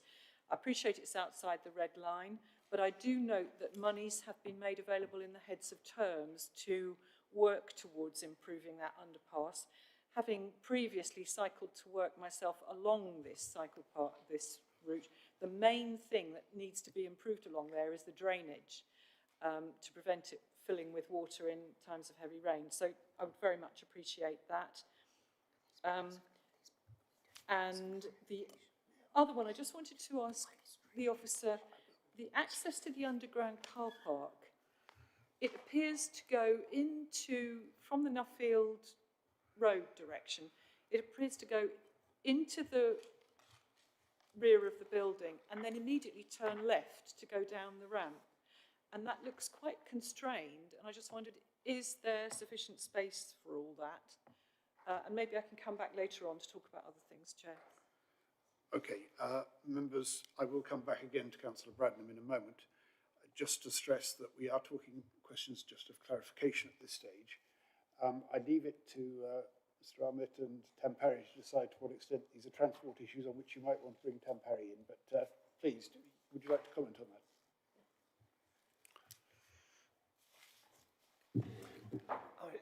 Good morning, Tam Parry, Transport Assessment Team, Cambridge County Council. You're very right that the transport position statement that we issued in January of this year does include upgrading of the underpass as one of our internal schemes for the North East Cambridge area that we think will be necessary over time. So the contribution towards internal schemes from this application will go towards that, as well as other measures within that group. How we allocate that money at the moment is to be kind of worked through. So we're not saying that as a result of this application that the underpass will be upgraded now. It's more a matter of, over the course of time, as the amount of the contributions has enabled us to install various different measures. So another measure for the same group of funding is the upgrade of the junction of the guided busway with Milton Road. So we'll have to put those schemes in order and then allocate the funding to each one and then complete that scheme and move on to the next one. I think that's how it will work over time. But yes, we agree that the underpass does need an upgrade. This is a broader strategy outside this planning application, and this will contribute monies towards that.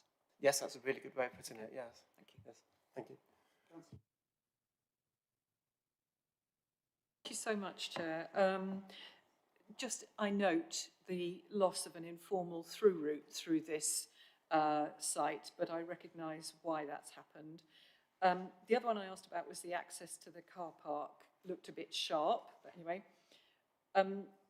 Moving on, I wanted to ask, you mentioned with regard to the mews at the south side, which is the separation between this site and the existing residential houses. You mentioned a green wall, and I wanted to check, did you mean a wall or a hedge? And you know, what is a green wall?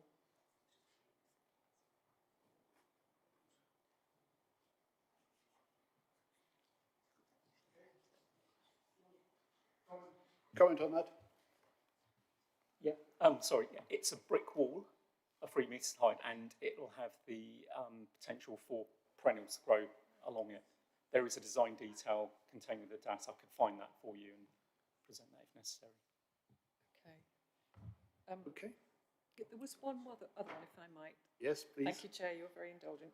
I wanted to check in the quality panel on page 116 of our agenda. There's again reference from the Cambridgeshire Quality Panel, and they referred to the obscured glazing in the double height glass of one of the buildings, and I'm sorry, I've lost the reference immediately. But the question they asked, I might have got the wrong page number, but they referred to the fact that it would be good to have the top half of that glass clear so that the employees in the building could actually see the sky. And I just wondered, has that been taken on board in the further iterations of the planning application? And I'll sit here and try and work out where it was, if you would like. I can help you there. Thank you. The windows that you refer to are located within building A4, yeah, along here. So you can see my cursor here. So they've been described as being potentially fritted. So I'm assuming it's a type of obscuration of the actual glazing itself. There isn't an actual further detail other than just a text reference to it. So what the officers have thought is, okay, that's fine. They're obviously seeking to allow for daylight to come in, but also to prevent any form of overlooking to the south itself.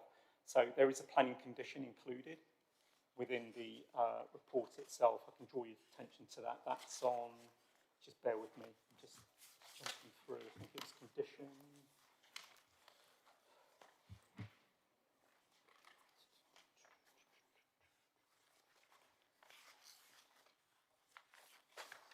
So we're seeking a design detail of that post-application. That's it, 47, fenestration. I can read that out for you if you wish. Yes, it was just to make, thank you, it was just, I found it, thank you. It was just to make sure that the Cambridge Quality Panel said, they queried the obscure glazing and what would that be like from the inside of the building? Would it be better to have a clear view of the sky rather than an obscured view through glazing to make those internal spaces work better? So it just seems to me fair enough if you want to have obscure glazing in the lower part of the grass so they can't overlook the gardens of the residents, but the upper part should be clear so they can actually see the sky and not.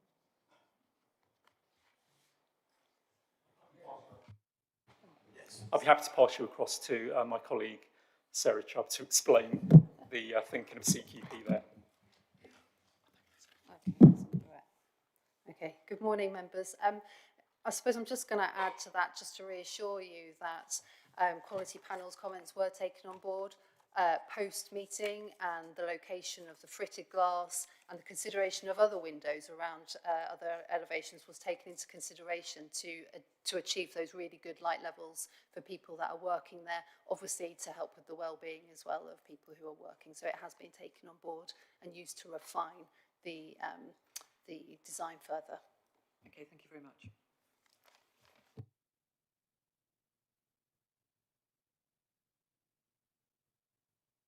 Councillor Stobart, Councillor Smart, and we'll come to this side in a minute. Councillor Khan. It's also about green and access, so greenery and access. First of all, the access. The constraint to the access, unlike Councillor Brandon referred to, I found it more at the base of the ramp rather than the end access, because looking at the access At the entrance, it's on ground level. There seems to be adequate space. But as you go to the basement, you can see that there's a very sharp bend at the bottom. I just wanted to be assured that there is adequate, yes, it's adequate to turn, and there won't be competition between cars entering and leaving, because even though it's only 72, in peak hours, there still can be quite a lot of traffic. So I just want to be reassured of that. And the second question is about the greenery in the courtyard. I see that's above the basement, and it's quite a shallow area of soil, but you show trees on it. So I just wanted to be sure that you can adequately water, how the watering and how they're going to be maintained so that the greenery maintains itself, doesn't dry out. That's a good. So I've just popped on a new slide here that I've kept as a spare that basically demonstrates the tracking for the access for vehicles as well as car tracking within the basement itself.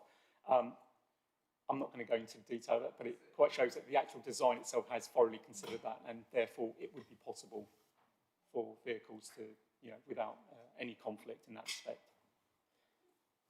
In terms of the plant in the courtyard area,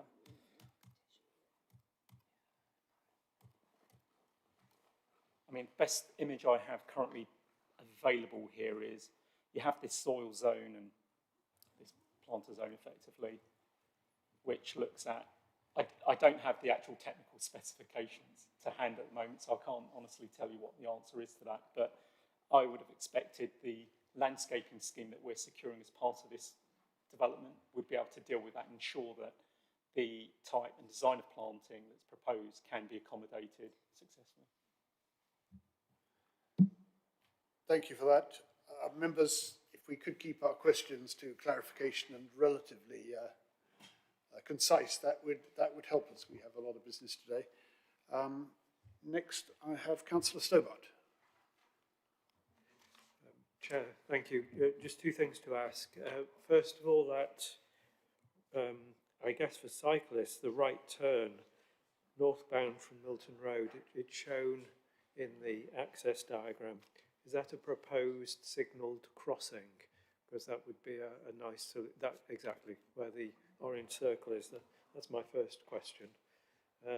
Second is, for the affordable workshop space, I think this is just one single story of building A1.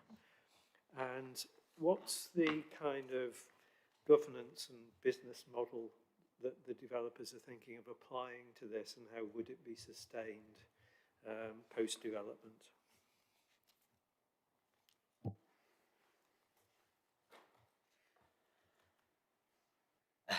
The crossing point, which we're referring to this new crossing improvement, I'll pass over to my colleague Tam Parry, probably be better able to advise. Thank you. Yes, there's not a new crossing being proposed by the applicant here. There's already a crossing very close to that location that will remain. And so you would need to use that crossing if you're coming northbound up Milton Road, cross over the road and then proceed up that side of the cycle path into the site. Councillor Smart, just before you, would you mind if firstly, I'm going to allow Councillor Stobart to come back, and then if I may, Councillor Stobart, I'll jump in ahead of you because it relates to this slide. Councillor Stobart. Yeah, just the answer on the affordable workshop, the conditions around that. It's the provision for the affordable workshop isn't a condition, it's secured by the planning obligations, but yeah, in effect it's secured through any consent that might be granted today. Well, does that cover it? But it's proposed an affordable workspace, that's fine, but what surrounds this to make it kind of deliverable to the community, if you will? It's a name, but I'll try and add to this. I think this is also something that hopefully the applicant can expand upon when they carry out their own address to committee today. But my understanding is that the workshop itself will be provided rent-free for a period of 10 years. They are currently investigating. It's not committed yet, but that will also be detailed through the terms of the 106 eventually in terms of who that, should we say, management body will be and how it will be offered to people. But effectively, it will be run by charity. I mean, one of the examples that have been, evidence that's been given to us so far is a conversation started with ALIA, charities effectively, which are looking at, trying to engage the community, but there's no commitment that it will be ALIA, but it could be alike. But the idea is that, this will be offered, I think, more importantly, as a rent-free space for co-working and other bodies that wish to use that. So, thank you. If I may, a question myself in relation to that slide. One of the changes here is that there is at present no direct access onto the guided busway. There will, under these proposals, be a couple of points where those on the site, accessing the site, will be able both to get to the guided busway. They will emerge onto what is effectively a cycle path beside it. And what I wondered about is, if we talk about the current stops on the guided busway, if they're coming from the east, where will they be able to get on it or indeed get off it? If they're coming from or going to the, if they're getting onto the eastbound, presumably they will have to cross Milton Road. Can we just check that there is a safe crossing across Milton Road, presumably north side of the busway, to get to the bus stop, or other proposed changes to the access to the busway for this? Yes, so there is already a signalised crossing over Milton Road at the busway junction, but overall there is an ambition to improve that junction and that crossing so that it can cater for higher volumes of pedestrians and cyclists in the future. And for those coming from the east, where will they be able to get off the bus to access the site, or indeed to get on the bus to go west? Do you mean if they're coming down from the Histon direction? I'm thinking of those accessing the busway on the southern side. I don't think there is a stop at Milton Road Junction at the moment, is there? There's two bus stops on the guided busway to the north of Milton Road, so that caters for St Ives bound and buses coming from St Ives.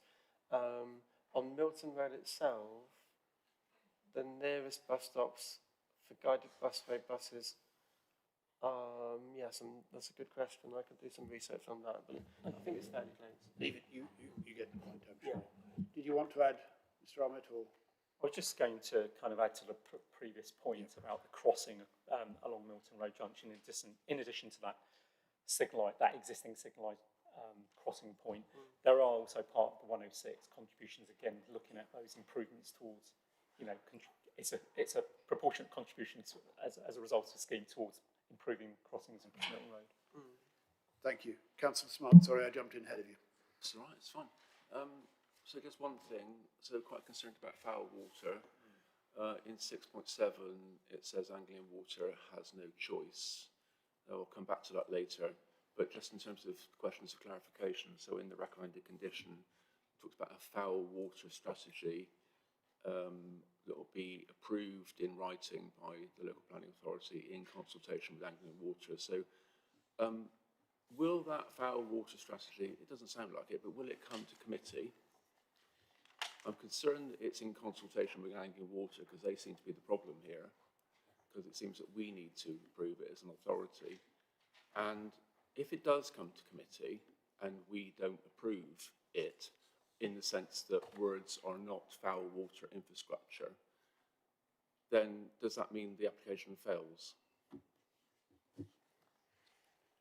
I think Philippa Kelly's going to deal with that, yes. Thank you, Chair. A number of points being raised here. Just to clarify, your question around the wording in paragraph 6.7, the phrase Anglian Water has no choice but to submit a holding objection, that has been extracted straight from the holding objection consultation response. That is Anglian Water's words in paragraph 6.7. In terms of the conditions that are imposed on planning permission, including the ones relating to foul water and discharge.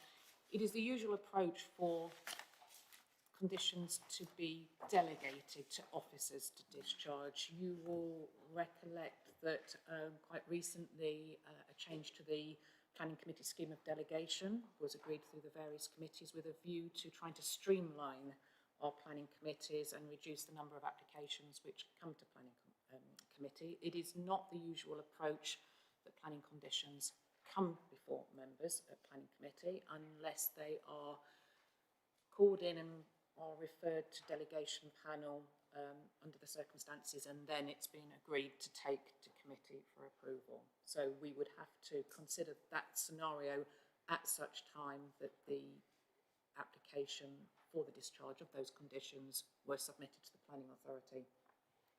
Thank you. Thank you. Councillor Smart, just to welcome Councillor Thornborough to the meeting. Of course, Councillor Thornborough understands she won't be able to take part in the meeting, but good to have you here. Councillor Smart. Thanks for letting me come back, Chair. So just briefly, usual approach. This is not a usual condition. And I don't believe there's a delegation panel for this committee as there is for city planning. Is there? I'm not aware of it. Okay. To confirm that there is a delegation panel for JDMC that would sit in the circumstances where an application had been requested to be called in or referred to JDMC, that is usually within the remit of officers' delegated powers. Does that cover it, Councillor Smart? Well, sort of. Almost. I mean, just to say that, you know, the concern is that, you know, the strategy is words, infrastructure is stuff. If there's no wastewater treatment where it's available to service the need, then as far as I'm concerned, the application has a problem. Okay, now we don't have to take it one side at a time, but do I have any more questions from this side of the chamber before I proceed to people? Thank you. So I think then we have Councillor Smith, Councillor Porrer and Councillor Illingworth all wanted to ask questions. Councillor Smith. Yes, this relates to the affordable workspace. I think it would be helpful if we knew more about the estate management regime, the tenure and the facilities management, for clarification of exactly what is on offer here. It's very welcome, but just clarification of exactly what is on offer, following on from Councillor Stobert's comments. Yes, as Ahmed said, the applicant will have the opportunity to pick that up if they wish later. Can we leave that unless you wanted to add anything, Mr. Ahmed? There isn't much else I can really add at this stage, unfortunately. Thank you. Councillor Porrer. Very briefly, yeah, I had concerns about the affordable workspace, just in that it's a very small space, it's half of a floor on a small building. Is it going to be sustainable? And the other thing is the trip budget we're using, has that been affected by the NEC Hartree decision, which obviously potentially means that there are fewer people living in that area. So that's one for Tam, really. Thank you. Thank you. At this stage, no, we're not. The removal of Hartree hasn't had an impact on this application, neither on the previous application for 210 to 240. Councillor Illingworth, do you have a question for? Yes, thank officers? you. I am concerned about the access to this site, and I think that will come up in the discussion later, but I'd just like to clarify the entrance from Nuffield Road.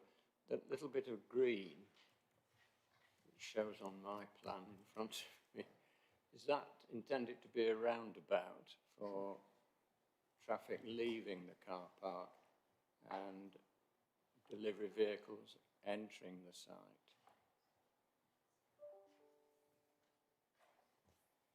I can clarify what we do have an image of that piece within the scope. I can show that to you if need be.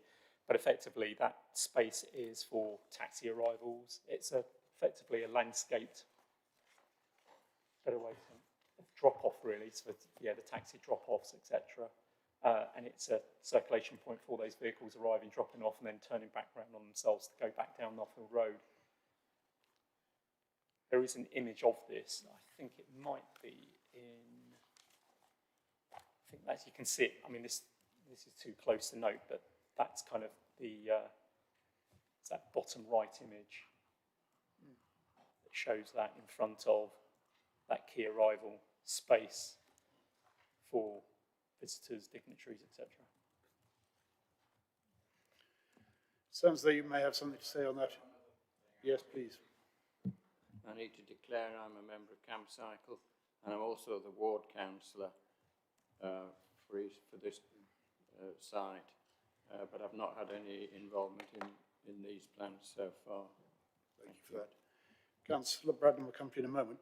Just one on the question of images, did you have any access to the LVIAs we discussed earlier on, or is that not easy to show to us today?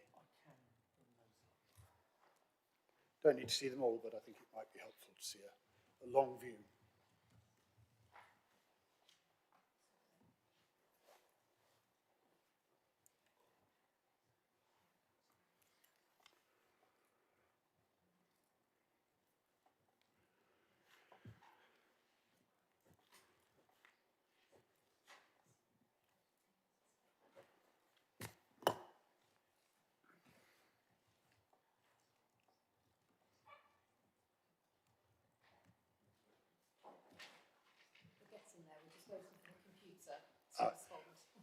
I know that Councillor Bradnam wants to come back again. Shall I do that while you're looking? It's just I wanted to check on condition 11, which is about the landscape maintenance and management. That's to come back and to be approved by officers. But I just wanted to check that that would include our what have become normal clauses for replacement of trees if they fail within 5 years, and that there is an ongoing management plan for those areas, because they look in the visuals.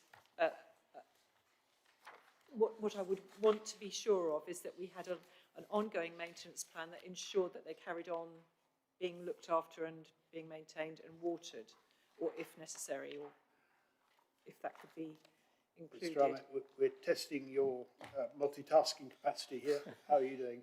Yeah, fine. I brought the views up. Shall I? Do you want to do the views first? Yes. Do you want to do the views first? Okay. So next sequence of views are, so these are the LVIAs produced for some of the Policy 60 views, which are, I think it's 3 or 4 of them that we'll just spin through. So, I mean, this, sorry, that's the baseline, yeah.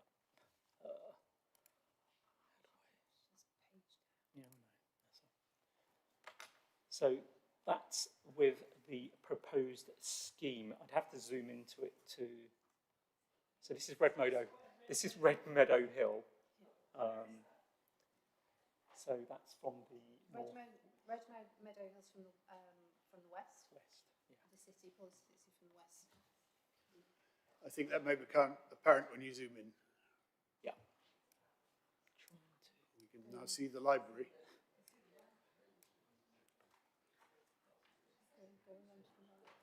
All right, isn't it? I don't know if it's in there.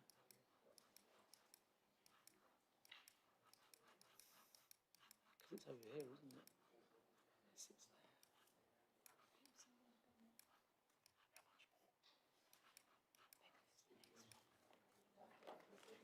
Is there something there? I'll try a different view.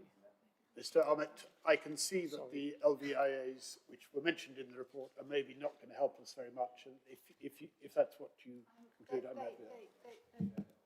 Go to the next one. So Juma is going to skip to. There we are. That's it. You found it there. Okay. So we're having to zoom quite far in to locate the envelope of the proposed development. That orange outline depicts the envelope of that. So if we just zoom back, because remembering that LVIA views are intended to be viewed at arm's length at A3 piece of paper, that shows that the development will have no significant impacts from views from Red Meadow Hill. Would you like to see the other Policy 60 viewpoints? I think that experience with this LVA satisfies me that probably looking at the LVAs is not going to help us very much on this issue. So I'm happy to pass over that and come back to Councillor Bradnam's point just now. Which was about long-term maintenance.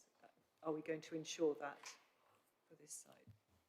Yeah, so there is expectation that, through the recommendations, either conditions, I think it's number 11 itself, which seeks obviously a maintenance and management plan, but the details of which you raise will hopefully, I'd expect it to be reflected within the document that the information that's submitted to us before we agree that, in terms of that long-term maintenance, ensuring that, within, how those plants will be maintained, the trees will be maintained, it's actually, so I won't... The point I was making is that in other applications, I think, and I'm hoping I'm not getting mixed up, we have a policy that if a tree has been planted and it dies within 5 years, it should be replaced. Yeah. And I just wanted to check that that will go in. Yeah.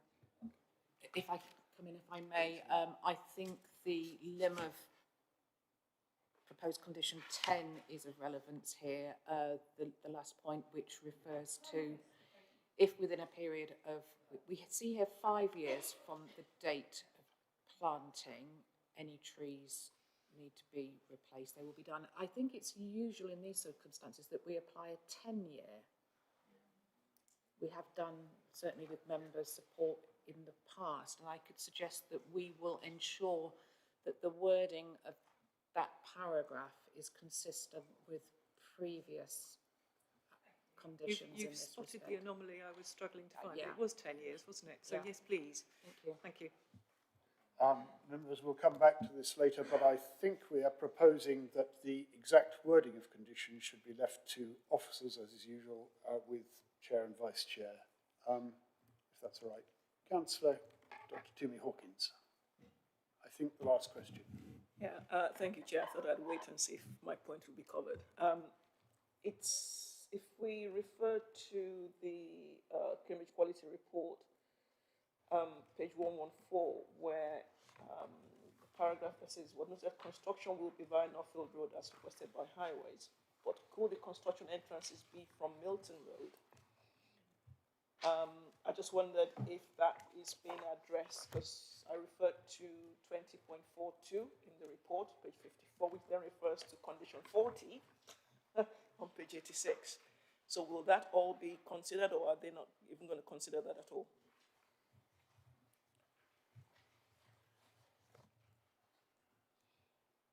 So page 114, paragraph 3, or paragraph 4, where the quality panel asked if the construction access could be from Milton Road. Okay. So the construction access is purposely and intended from Nuffield Road. So that's to enable the preservation of a really enhanced public realm frontage along Milton Road. If construction access was taken off that, it would delay that in the public realm works to come forward. So in a design sense, that was the reason why it was considered a good idea to utilise the Nuffield Road access. Maybe Tam might want to add whether that would be possible. Have so much construction traffic going, past the school and the residential understood. area. Yeah. Thank you. There is a construction management plan condition, I think, in condition 40. Yeah, sorry, I'd assume that all of those details of timings of deliveries and that type of thing would be determined as part of that condition. Yes, I see that, but then the question is, will the developer actually consider that? But obviously, I've just had Sarah say from the design point of view, wasn't going to be a good idea, but from the highways, you preferred it. The access for construction from Milton Road, I think, would be really, really difficult because of the underpass and the completed Milton Road scheme in this area. So I can't see any other access for construction being Nuffield Road. Nuffield Road does already have HGVs on it from the other industrial uses in this area. So it wouldn't be a vehicle type that's unusual for Nuffield Road to have. The timing of deliveries can be coordinated with school to avoid school start and finish times. Yeah. No, thank you. That clarifies it. Right, members, we've had very thorough presentations from Puma and Mrs. Chubb, thank you, and supported by Kelly and Dan Parry. We've given them all a very thorough grilling. I don't propose to take any further questions of clarification at this stage. I would like to proceed to the developer presentation before we break for lunch, and would members might like to remember that there will be a brief opportunity for further questions, just of clarification on that presentation, to officers after that, and then we will break for lunch, hopefully, before 1 o'clock. So if I can invite the developer to come forward to make your presentation, or from there, and if you'd like to just introduce your team, and the floor is yours, usual timings apply. Thank you, Chair. I'm Richard Berry from Brockton Everlast, the applicant in this scheme. I was hoping to ask for a few more seconds after my 3 minutes so that I can elaborate on the affordable workspace, as questions have been asked. Good afternoon. From the outset, our ambition has been to set a new benchmark for design and sustainability with this scheme, which represents over 2 years of close collaboration with council officers, tenants and stakeholders. This application will transform the site and support innovation, encourage active travel, enhance biodiversity and contribute meaningfully to the local community.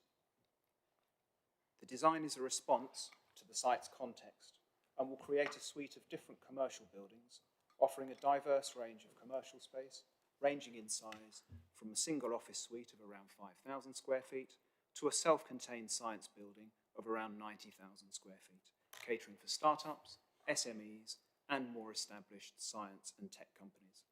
It is a versatile building typology to respond to a dynamic commercial sector while fully respecting its immediate context.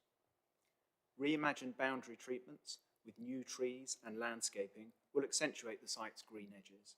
However, the existing cycle underpass, which sits outside the western edge of our ownership boundary, is addressed in the future. Following a local needs assessment and discussions with community stakeholders, our research identified the need for affordable office space. And as a result, we are providing local charities with fully fitted out workspace totaling around 5,000 square feet rent-free. And I will elaborate further in a moment on that provision. The end-of-trip facilities have been described as exemplary by the local highway authority. Total capacity is over 1,000 spaces, of which 15% will be Sheffield stands and 6% will be oversized spaces.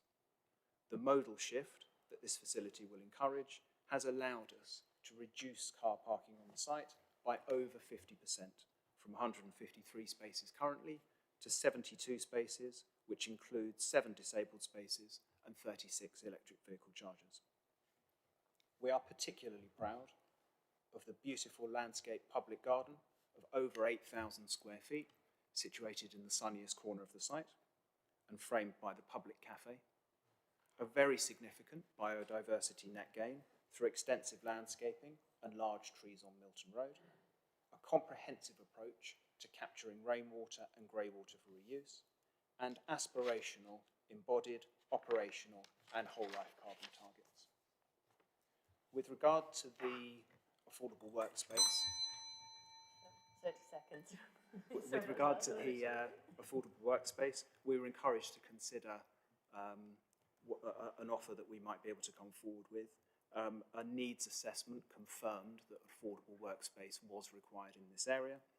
The tenure will be secured by Section 106. It will be rent-free for 10 years, and not only that, will be provided fully fitted out. We have engaged with Alia to ensure that what we were intending to provide, its scale, which is just under 5,000 square feet, and the level of fit out, the design would be appropriate, and that the offer in its entirety would be impactful. We have also had a discussion with the Economic Development Officer to exactly the same end. So research has been done to make sure that this is a worthwhile and needed facility. It will be rent-free and secured for 10 years. Mr. Berry, thank you very much. And you have dealt with some additional items that came up in the questions earlier, which is helpful. Now, members, we do have an opportunity. Sadly, our rules do not enable us to ask questions of the developer, of Mr. Berry and his colleagues, but I'm sure Mr. Armitt and the team will be happy to help with any clarification that is needed on that presentation. Otherwise, we will, I suggest, Councillor Bradman. Thank you, Chair. Would the officer kindly, Mr. Armitt, please go back to the visual you had of the cycle arrival in the basement, please? That's the, no, not, yes, that's the one. Is it that one? Yes. So,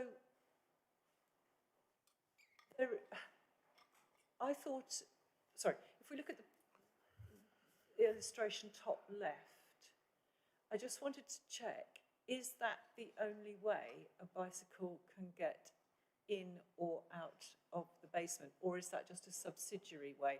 In other words, going up steps and pushing your bike up a ramp. I mean, obviously, there is a lift as well, by the look of it, by the middle image. I just wanted to, could the officer just explain how you would access the basement with your bike?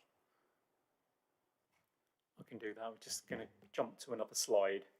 Yeah, I have a suspicion that one top left is a subsidiary way of getting in, isn't it? Yeah, it's a The precedent main ramp image, is this just one giving on you the an right. impression of what a ramped staircase for cycling would look like.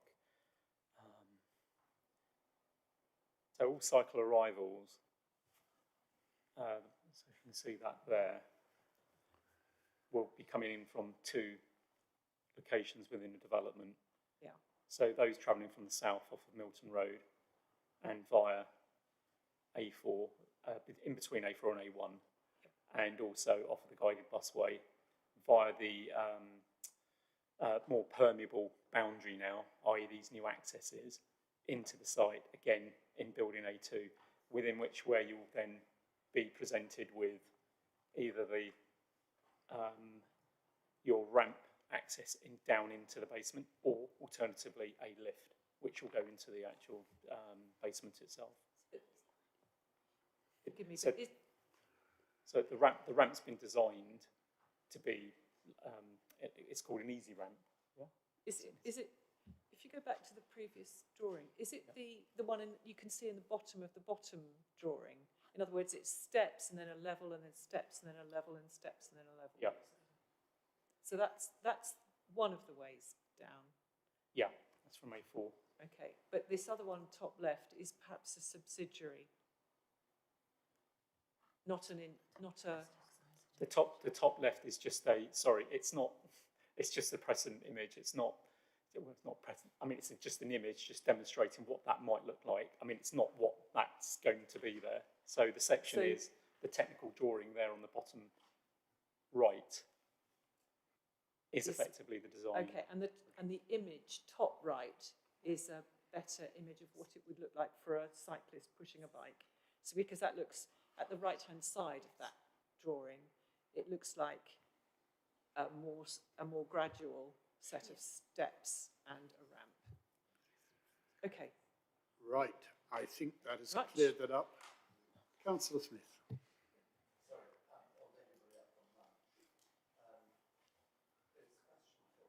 It's a question for Tammy. So, in terms of public access for active travel through the site, is that going to be possible from Nuffield Road into Milton Road or onto the guided busway, or is it actually going to be effectively landlocked and anybody wanting to cycle to Nuffield Road from the other side of Cambridge is going to have to go all the way round? Is it possible for people to cycle through the site? Because I think if it's not, I think that's a serious flaw, because the site shouldn't be a fortress. It should be open, and that's what active travel is all about.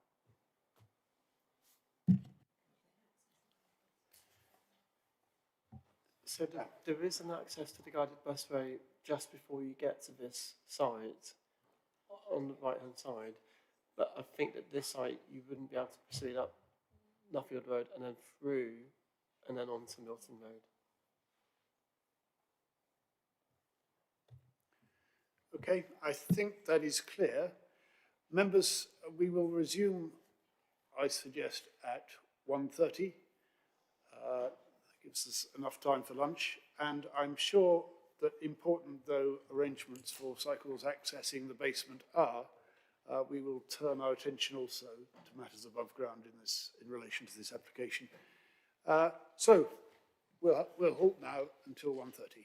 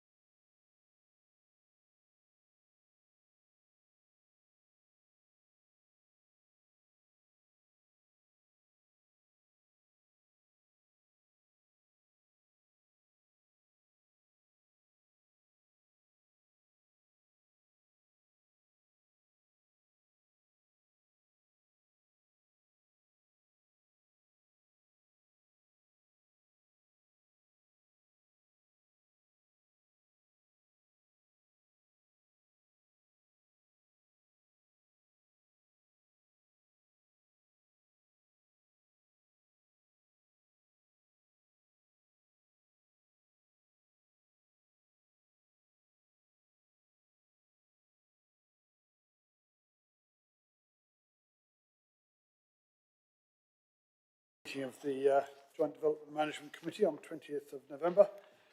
We're in item 5, agenda item 5, and we now come to the debate. You will see that you have the officer's recommendation. You've heard the presentation. The officer's recommendation is on page 70. And I'll ask Philippa Kelly to refer to that at the end of the debate. I think all members are familiar with our procedure, so I don't propose to remind you of that.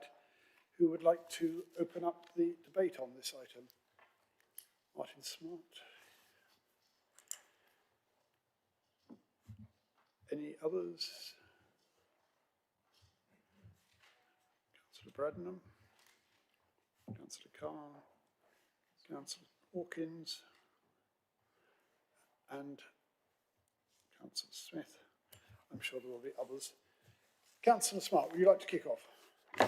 Thank you. So I sort of feel I agree with 9.1, Cambridge Past, Present and Futures representation in what they say about the site, except that I wouldn't agree with the underpass being included in the redevelopment. And I presume it does exceed kneecap heights, as they state. And on that, the height of the tallest building is 27 metres. So so it seems to be about 6 stories, so 4.5 metres per story seems a lot, but maybe that's what it is.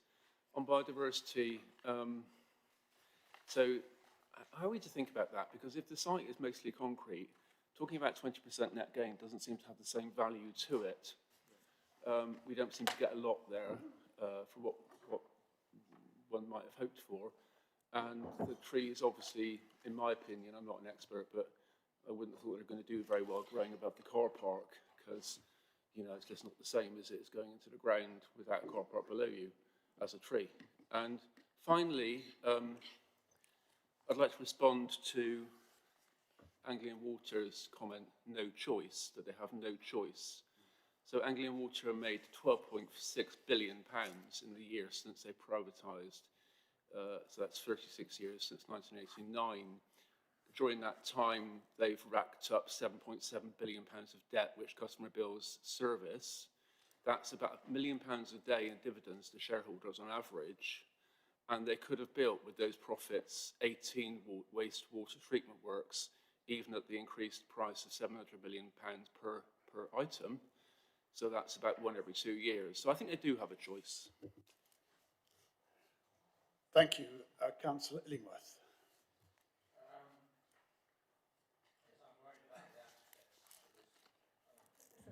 I'm worried about the access to this site. It isn't, to me, it's an awkward site, and it's being expanded hugely. The access coming up Milton Road, how can I put it? You have to cross over Milton Road. There is a pelican, and there is then a two-way cycle track, so that's not too bad. Coming down from Milton, you would have to use the underpass and then come in through the same one that you'd come in from the other side of Milton Road. And of course, if you're coming from the station, you've got the access off the busway. What you don't have is this access from Nuffield Road, and I think that's a great pity, because anybody coming from East Chesterton is going to want to use Nuffield Road and not go round onto the busway, because I'm assuming most cyclists and pedestrians are like me and want to take the shortest route, and Nuffield Road, for a lot of people, will be the shortest route. Now, if I've understood the plans correctly, you can get in as a pedestrian to the site from Nuffield Road, because that's where taxis are going to drop people off. But there's apparently no footpath from the end of Nuffield Road into the site, or provision for a zebra crossing to cross over the access that the cars are using. So I would really like to see improved access from Nuffield Road, especially for cyclists. The other aspect is this problem with the underpass.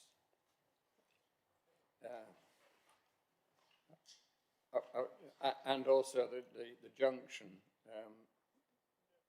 with the guided busway. Now, there apparently are some sort of plans to deal with the guided busway, although clearly it's not part of this application. But I don't know what the county has in mind. But it needs to be much more of a Cyclops type junction, or at least similar to the one on Milton Road and Green End Road, where there's proper marked out tracks for cyclists and pedestrians. So I'd like to see better access, I think, is my point I'd like to raise. Thank you. Before I call Councillor Bradnam, can I just remind members we should really be focusing on things within the red line of this application, if possible. Councillor Bradnam. Thank you, Chair. I wanted to thank the officer for his very thorough presentation, and also to the developer for responding to some of the things we asked about. I think there's much to welcome in this application. It's the current site is, it has to be recognised, functional, but it is in no way attractive at present. And, you know, I think this actually will be an improvement of the site. The development is dense and tall, but then so are buildings on the other side of Milton Road at the Cambridge Science Park. And also this committee have approved developments at the Vitram building, which is just south of the A14 near the Jane Coston Bridge. And we've also approved buildings, a very large building at Merlin Place. And these are setting the tone for this part of the town, of the city, and indeed its environs. So I think it's not unreasonable to have a development of this type on this location, and I consider it to be an improvement on what's there now. I regret the loss of the, let's face it, informal throughway through the site, but we have to accept that it always was just informal. I had raised that early on in the planning process, and it appears not to have been taken on board. So, having said that, I welcome the extensive cycle parking. You'll have heard from my questions, I was slightly worried about how they'd get down into the basement, but I'm satisfied that that's going to work. And I think this is part of a development which Cambridge North East is going to be. We've shortly coming up on the agenda, we've got another application immediately to the north. You know, I think this part of Cambridge is going to be developed, and I think of its type, I think this is actually an attractive and, okay, yes, it's substantial and it's tall, but I actually like all but one of the buildings quite a lot. There's an extensive amount of greenery in it, which is to be approved of, and that's why I also asked about the maintenance plan, because I want to see that green space really working as a public garden near the cafe. I think it'll be a big improvement, so I shall be supporting this application. Thank you. Councillor Khan. I'm not so convinced that there won't in practice be an informal passage through. There's an opening from Nuffield Road, because there's an opening from Nuffield Road through to the courtyard at ground level where there's no ground floor. Just if you look at the pictures and the plans, that shows that. So we're going to go to the courtyard from Nuffield Road, and then from there's access from Milton Road. That's shown on the access as one of the main accesses. So I can't, unless they have people manning the gateways, which it doesn't appear to be the case, I can't see how you're going to be able to stop that. So in practice, I think you'll find it will be rather similar situations you are now. So I'm not so concerned about that in practice. In terms of the design, my minor concerns about the landscaping in the courtyard, which with not a terribly great depth of soil, I think can be managed obviously by the condition that's proposed. And the design is a tremendous improvement from what you've got there now, and seems to me a good use of the site. It's also facing onto Milton Road, which will provide a nice, attractive facade on Milton Road. So the adjoining housing is to the south of the site, so light is not a problem. And in fact, the areas that might be looked over there, in any case, are car parking for the buildings rather than a garden. So I really, in terms of impact on adjoining properties, I don't see a real problem. So I'm very much in favour of my tendency is very much in favour of the application, and I think I shall be supporting it.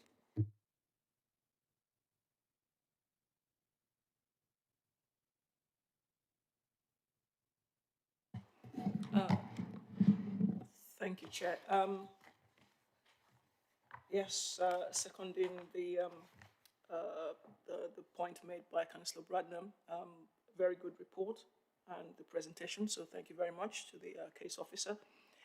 And also the opportunity to have the site visit that we had, was it Monday? Monday.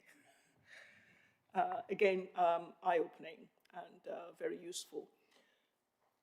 If I point us to page 113 of our report, the report from the quality, the Cambridge Quality Panel says this is an exceptional example of the future gateway for the Northwest developments, sophisticated, with great quality, and well presented. And in my view, that really is, a platform for viewing the application in front of us. We might not like the building blocks, which is part of what Cambridge past, present, and future are saying, but frankly, I have not seen CPPF actually say anything positive about any application that has come before us. What the heck? I think they need to try better. Anyway, the only other comment I think I would like to make on this is I think Anglia Water, how dare they? I mean, this is the same Anglia Water that in the past used to say, oh no, don't worry, just give the plan information, we'll make the provision available. And now they're asking for holding objections because the government took away from them the HIF fund. This is the same company that said, oh, we don't need to move the Cambridge wastewater treatment plant. And now the funding is taken away. Oh, now we don't have capacity. So what the heck are we supposed to believe from them? They have a statutory duty to provide connections. And they should just get on and do it. I think it's a very good application, and I'll be supporting it. Thank you. Councillor Smith, please. Thank you, Chair. Councillor Hawkins has just quoted what I was going to quote, but I think it's worth repeating because I've written it down. The comments of the Quality Panel, exceptional example, the future gateway for the North and West developments, sophisticated, with great quality and well presented.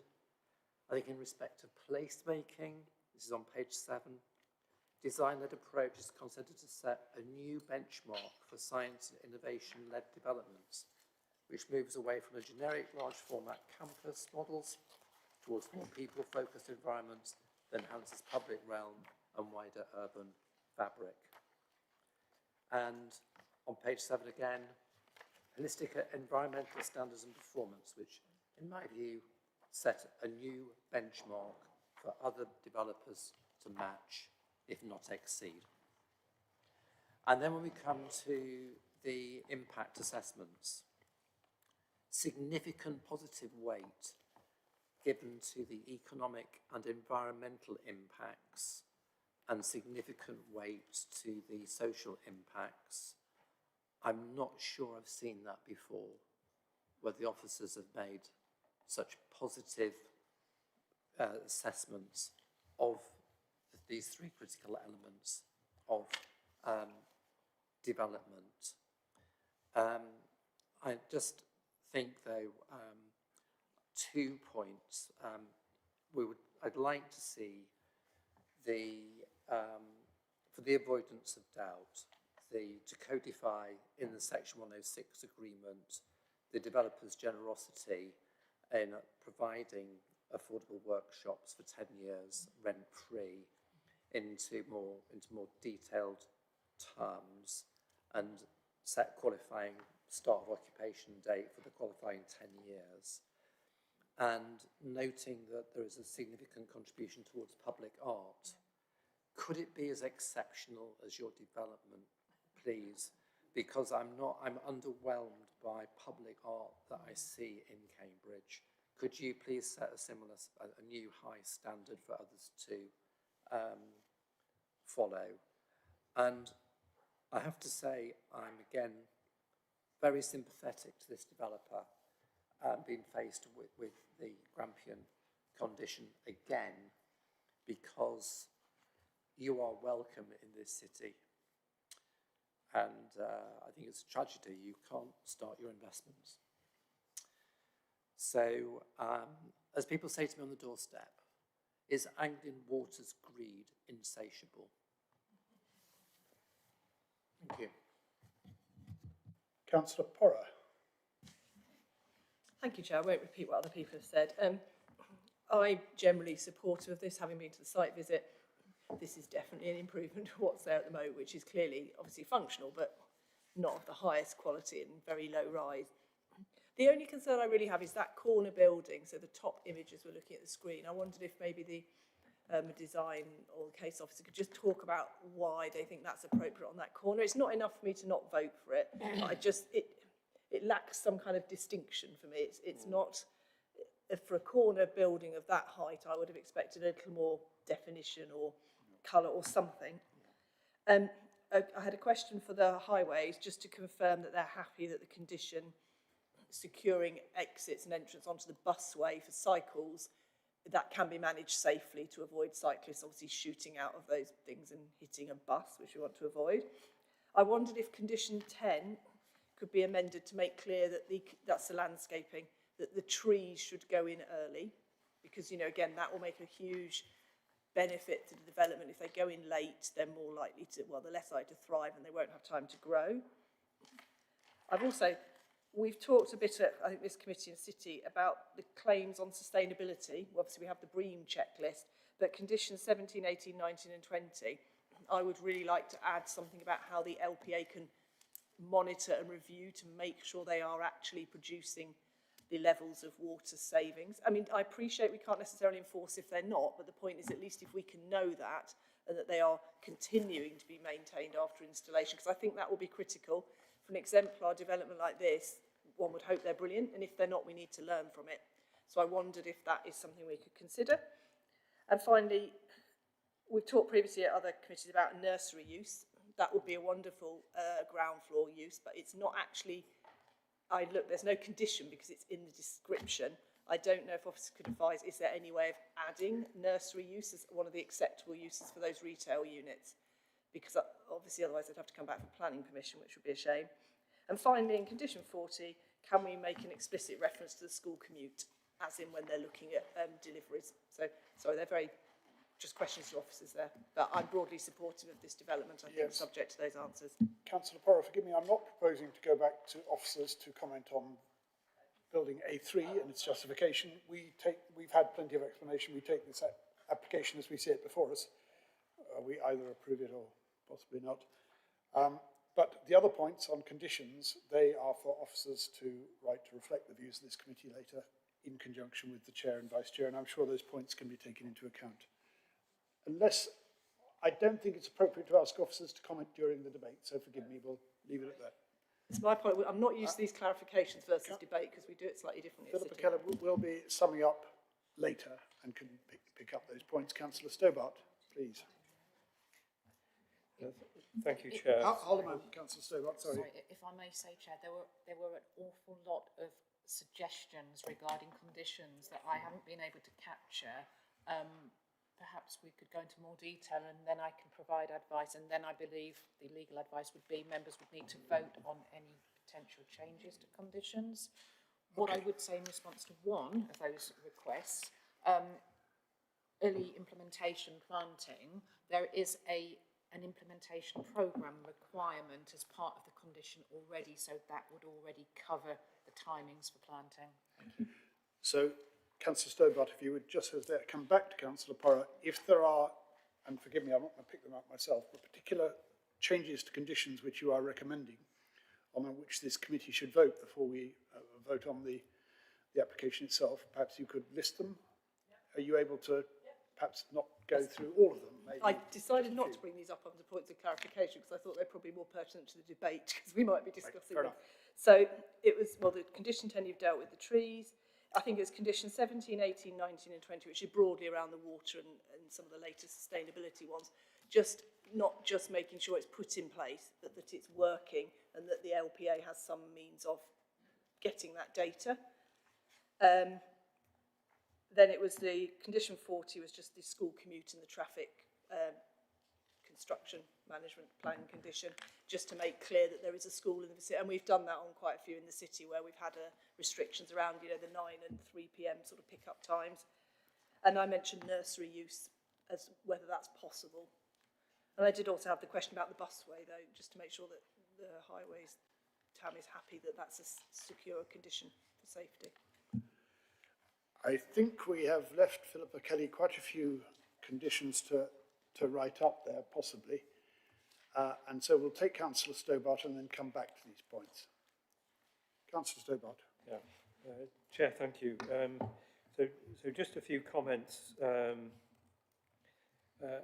This development has excellent environmental credentials. We haven't dwelt on them much in the debate, but they stand out, and you know, everything that we would want in a current development is mentioned. We've got overheating, we've got energy management in the winter, we've got water, green and blue roofs and so on. So that is to be commended, and I think it's quite clearly expressed in the presentations. I think on this question of BNG, we have seen this before with claims of thousands of % of BNG gain. And I think once it goes above like 100%, it loses its meaning, and I think we ought to be thinking about an absolute measure. But of course, because everything is in percentages when we talk about BNG, that might be an awkward adjustment. But I think for something like this, we want to see a certain absolute gain. So if I might proceed onto the corner just on Milton Road, the garden and the cafe, a really nice feature. I think that row of trees, the mature trees, which would shield that area from Milton Road. Milton Road is busy and makes a lot of noise. That should be emphasised so that the noise levels in that area do actually come down. Now, if I can just jump across the site a little bit to the affordable workshop, and I still have some concerns about the cohesiveness of the offer here. And if I could pose a question, not for immediate answers, more rhetorical, but is this workshop for community use? So it could be a great place for, you know, pottery workshops and things like that. Is it for a spin-off where you just want, you know, perhaps a part of that space to nurture a new business that has come from one of the companies, one of the tenant companies, or perhaps over the road in the science park? Just what is it and how does it work? So I think that bit needs attention, because if I could just go off on a slight tangent, what we see in where you do have this kind of facility is companies, bigger companies, deploying their corporate social responsibility projects. Now, sometimes it's outside, sometimes it's with community groups, but could this be the place, for example, where the local Lego group gets together on Wednesday and Thursday evenings? And we are very close to the community here. We're not far from Kiggs Hedges, we're not far from Chesterton. And is there a community aspect to this as well? So I think that really needs to be thought about. You know, this, and we were talking earlier this morning about maker spaces and that kind of very flexible space that could be used by the public, by spin-offs, by employees of those companies to do these little projects which don't quite fit in their own premises. So I think the affordable workshop is an excellent thing, but perhaps what we'll see here is a development of the concept and perhaps linking to some of the other kind of community spaces that we'll see could be a very useful exercise. Yeah, for access, I'd share the concerns. The cycling to this site, I keep running through it in my mind how we get there by bike, and it still has some issues, but I think we've had an assurance from TAM that there is stuff underway which will make it easier and better. And if I just finish with one point, they say that the best distance in an R&D space is about 50 metres to collaborate with your colleagues. And I think that the way this arrangement is structured encourages that. Not separate buildings, I think they're interconnected, and we could see some very positive things coming from this particular cluster of buildings. And hey, yes, it's very much better than what is there now. Yeah. Councillor Stobart, are you suggesting further changes to the conditions to take account of those points? And on the question of the affordable workshop, would you accept that it is not for us at this stage to define the full future use of those workshops? We were told by the developers that they were intended for charities. You're suggesting some possible wider uses. Would you propose that those should be somehow conditioned, or are you happy that that is left for subsequent consideration? I don't think we could possibly place conditions. I think it's down to the developer to work it out with the various parties that we've talked about. I'm sure the developers will have noted your views on that. Councillor Bradnam, you want to come back again? Thank you. Just a quick one. I just wanted to check that Philippa Kelly was able to capture the amendment to change to condition 10, which took it from 5 years to 10 years. Lovely. Yes, thank you very that's much. taken on board. Right. Philippa Kelly will come back to possible changes in conditions in a minute. Let me just give you my reaction. I think maybe Councillor Smart wants to come back one more time before I do that. Okay, thanks. Were you signalling that? I thought you were. I did want to say something else. Yes, please. Briefly, it's still on foul water. I mean, I did ask about some other things, but that's the main thing. And so I just wanted to ask some advice from officers about in the planning balance. Obviously, there's cramping condition and all of that, and that's in there in conditions 22 and 23 and 24. But how much should I consider residents in the planning mix? Because it seems to me, as was said in October when we had the previous application where Anglian Water said they had been over capacity for 5 years in their wastewater treatment, how much should I consider the effects that not being able to cope with wastewater by Anglian Water will cause sewage outflows into rivers and streams by Anglian Water that will affect residents in the local environment? And I'm concerned about that. I feel as a resident and as a councillor that I have to take this seriously. I'm aware of my responsibilities as a planning member and paying due regard to MPPF and local policy and plans, but I am very concerned about that aspect of the application that's on the table today, and any application on the table as far as I can see at the moment, with the Anglian Water holding objection. Yes. Councillor Smart, we're in debate. I'm reluctant to keep referring back to officers at this stage, but Philippa Kelly says she's happy to deal with that particular one, which is obviously a crucial matter, and then we'll move back to debate. Thank you, Chair. In the planning balance, officers are of the view that the foul water issue is neutral. That is because for the purposes of this planning application, the Grampian condition will prevent any net increase in foul water flows from going into the catchment until such time as Cambridge Water Recycling Centre can cope with the additional flows. Therefore, there, in officers' views, won't be an adverse environmental impact because the net increase in flows will be controlled. However, members may take a different view with respect to the various issues in the planning balance, but it's not for me to advise how you should be weighting the respective issues. Right. Thank you. Councillor Smart, are you satisfied with that? Can we?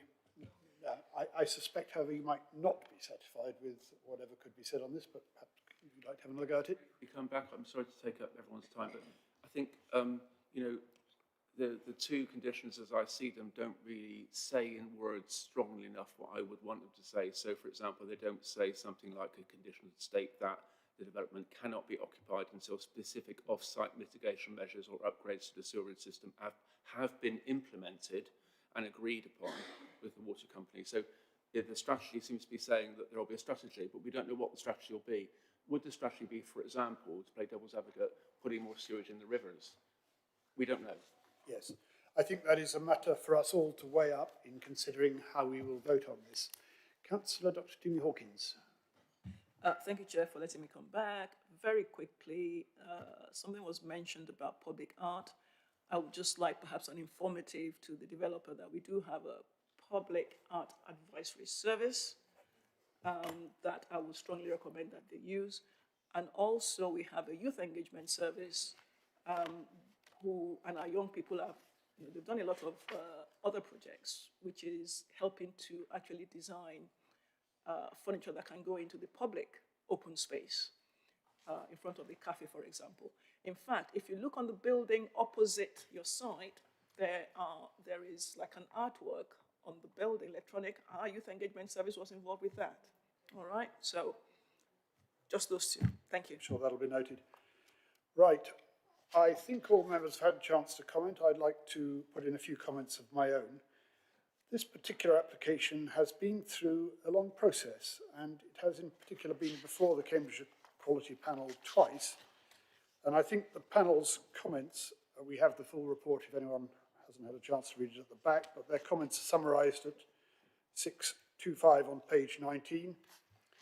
The scheme now before us has addressed the panel's earlier review.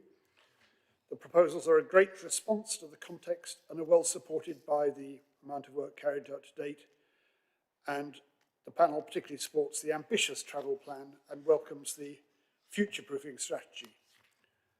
That is something we need to take into account, and that is supplemented by the comments of the Sustainability Officer on page 20 at 635. The approach to sustainability outlined in the application is welcomed and details a development that exceeds both national and local policy requirements. That is, I think, a key point for us in reaching this decision. I referred, as others have, to the one third-party comment we've received, the CPPF, and I have to say I agree with the officer's response to those points as set out on page 61. As to Anglian water, this is a concern that many of us have. I think some of us are uneasy at appearing to give Anglian water a veto on when these buildings can be occupied. And I think it will be very important we have some means of ensuring that progress is really made at the sort of rate which they're currently indicating. But the developers have accepted, I think, that Grampian condition, and I think, therefore, that should satisfy us at this stage. So we come to the officer recommendation at page 70, and as Councillor Smith pointed out, it's very rare for us to get such clear guidance. I mean, in fact, what we have before us is a very clear decision tree. So at page 67, the economic benefits of the development are afforded significant positive weight. I agree that they should be.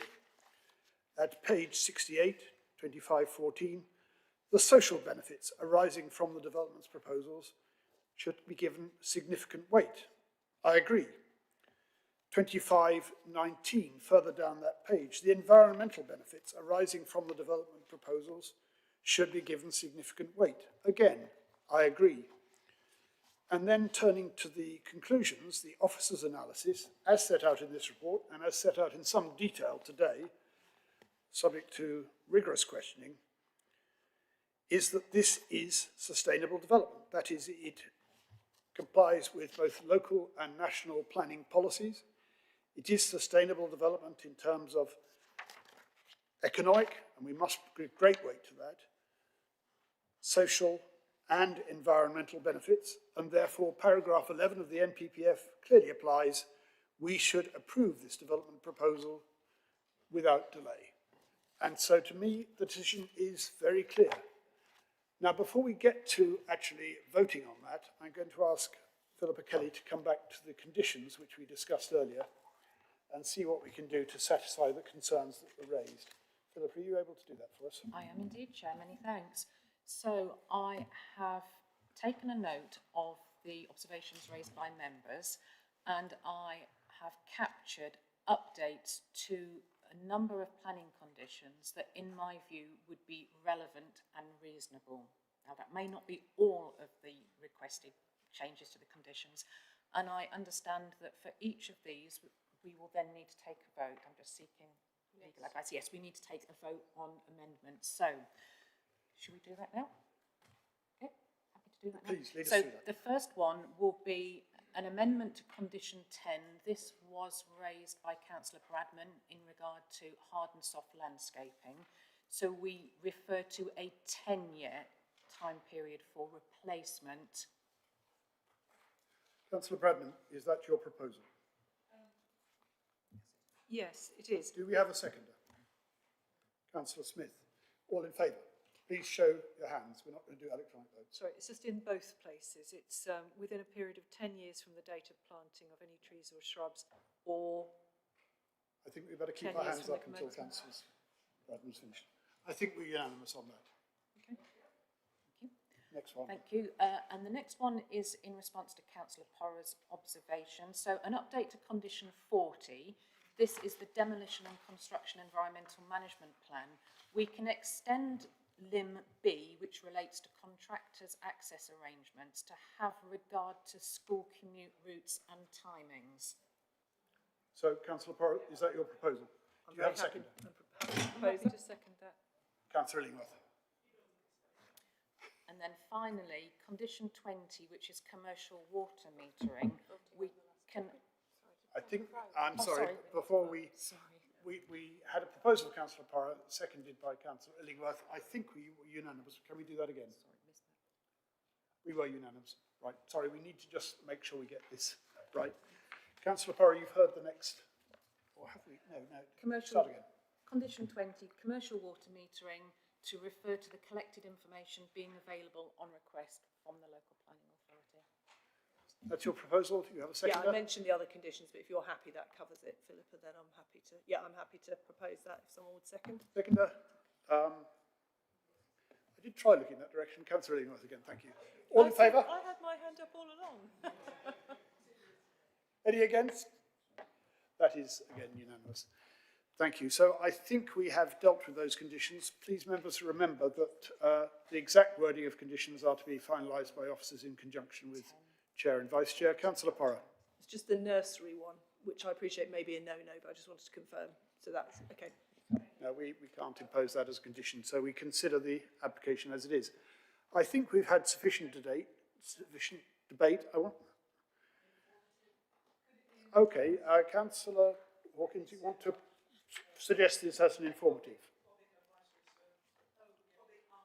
Sorry, can you put your microphone on and make it clear what your suggesting should be? Apologies. I mentioned the Public Art Advisory Service and the Youth Engagement Service. Can we put in an informative to that effect? I think we can, and I don't think we need to vote on it, do we? It's just informative. Okay. Councillor Bradnam, Did another we one? not add the thing that Councillor Porra asked for about thought being given to nursery use as an informative? I thought that was what we had just agreed. No, that was about public art. There were two things. Councillor Dr. Toomey Hawkins has suggested that the Youth Engagement Service should be involved in the consideration of public art. Councillor Porra asked if thought could be given, consideration could be given to the use of the retail or the ground floor elements of this building as nursery space. And I wondered if that could be put in as an informative. Councillor Porra, is that I think my concern proposal you would make, and is that additional I to think any if I previous make that proposals? proposal, I'm guessing officers will tell me it's not possible because they'd have to get... I was trying to do it so they wouldn't need to come back for planning permission. So I'd love it to be an informative, but I'm worried that that might not have much weight because they would need to do a 73 to change it. It's a shame because it's in the description, otherwise we could have updated the conditions. I'm going to ask Mr. Ahmed to come back on that. I think we all take your point that that might be a suitable use and you want to avoid having to apply for further planning permission in the future. I'm going to refer that to officers to respond to. Yeah, so request to amend obviously description itself would actually require far more than just a simple request for an informative, therefore it's not going to be possible. I think Councillor Porrer accepts that. So we have 3 amended conditions there. There may be further amendments. We have an informative, but we cannot deal with that particular point in informative, so we have to consider this application as it stands. Now, before we come to a formal vote, I'm just going to ask Philippa Kelly to sum up the recommendation as it now stands. Thank you, Chair. Councillor Smart, do you want to come back before we get to this stage? Hadn't, but I mean, the officers haven't responded to any questions yet, have they? So I asked about biodiversity. I mean, if it doesn't really matter, I suppose. We've had so much outpouring of we're going to vote for it anyway. So, but I did ask. So normally the officers respond to questions. Yes, and another member raised the question of biodiversity. I think, members, we have to take this proposal as it now stands. Philippa Kelly, do you want to? I mean, it was suggested at one point that there should be an absolute on biodiversity. Frankly, the biodiversity as proposed is going to be so much better than anything that is currently on site that I wouldn't want the committee to delay for too long to debate what may be a rather theoretical concern. I entirely accept that it is difficult in cases like this, but are we satisfied with the biodiversity as proposed, bearing in mind what is there now? Councillor Smart, did you want to progress that point, or are you happy to accept that? As I say, I mean, normally we have questions and then officers answer them, so that's what I was expecting.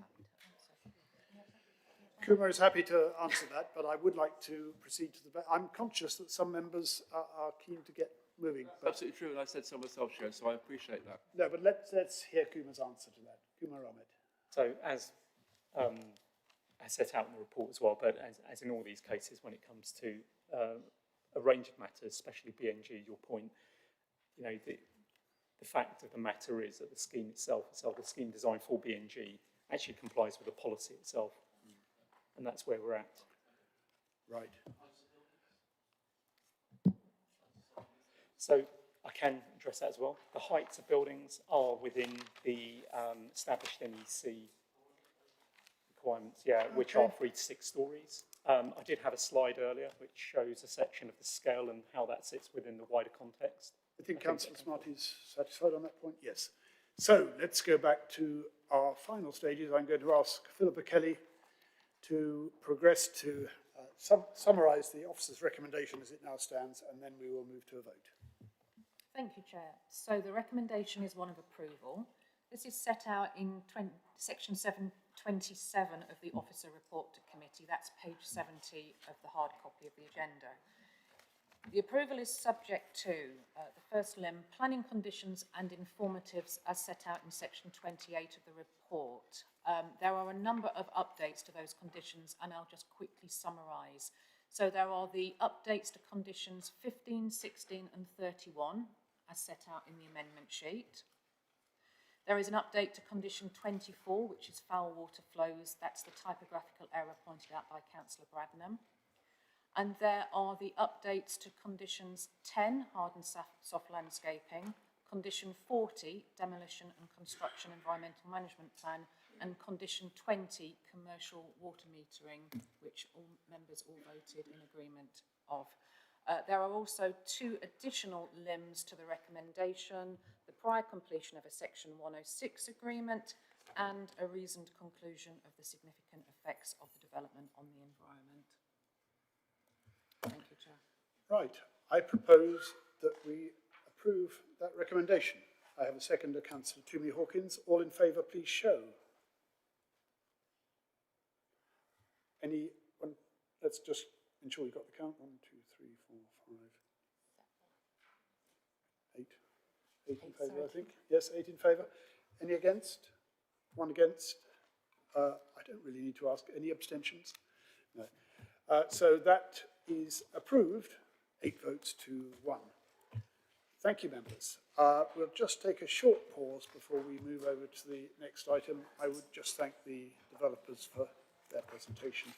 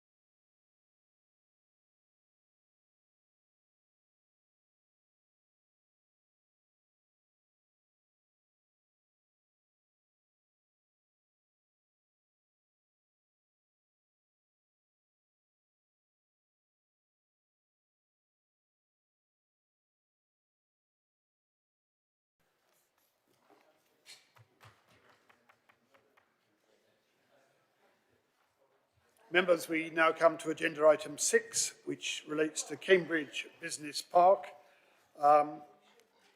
Application reference 2502022 full. No, sorry, that's the wrong application number. It relates to Cambridge Business Park, and I'm quite sure Philippa Kelly will put the right application number in before she explains this to us. Thank you, Chair. You'll find this report on page 119 of the hard copy of your agenda. And this item relates to a planning application, which members will already be familiar with. The application was first brought before JDMC in August this year by my colleague Mairead O'Sullivan.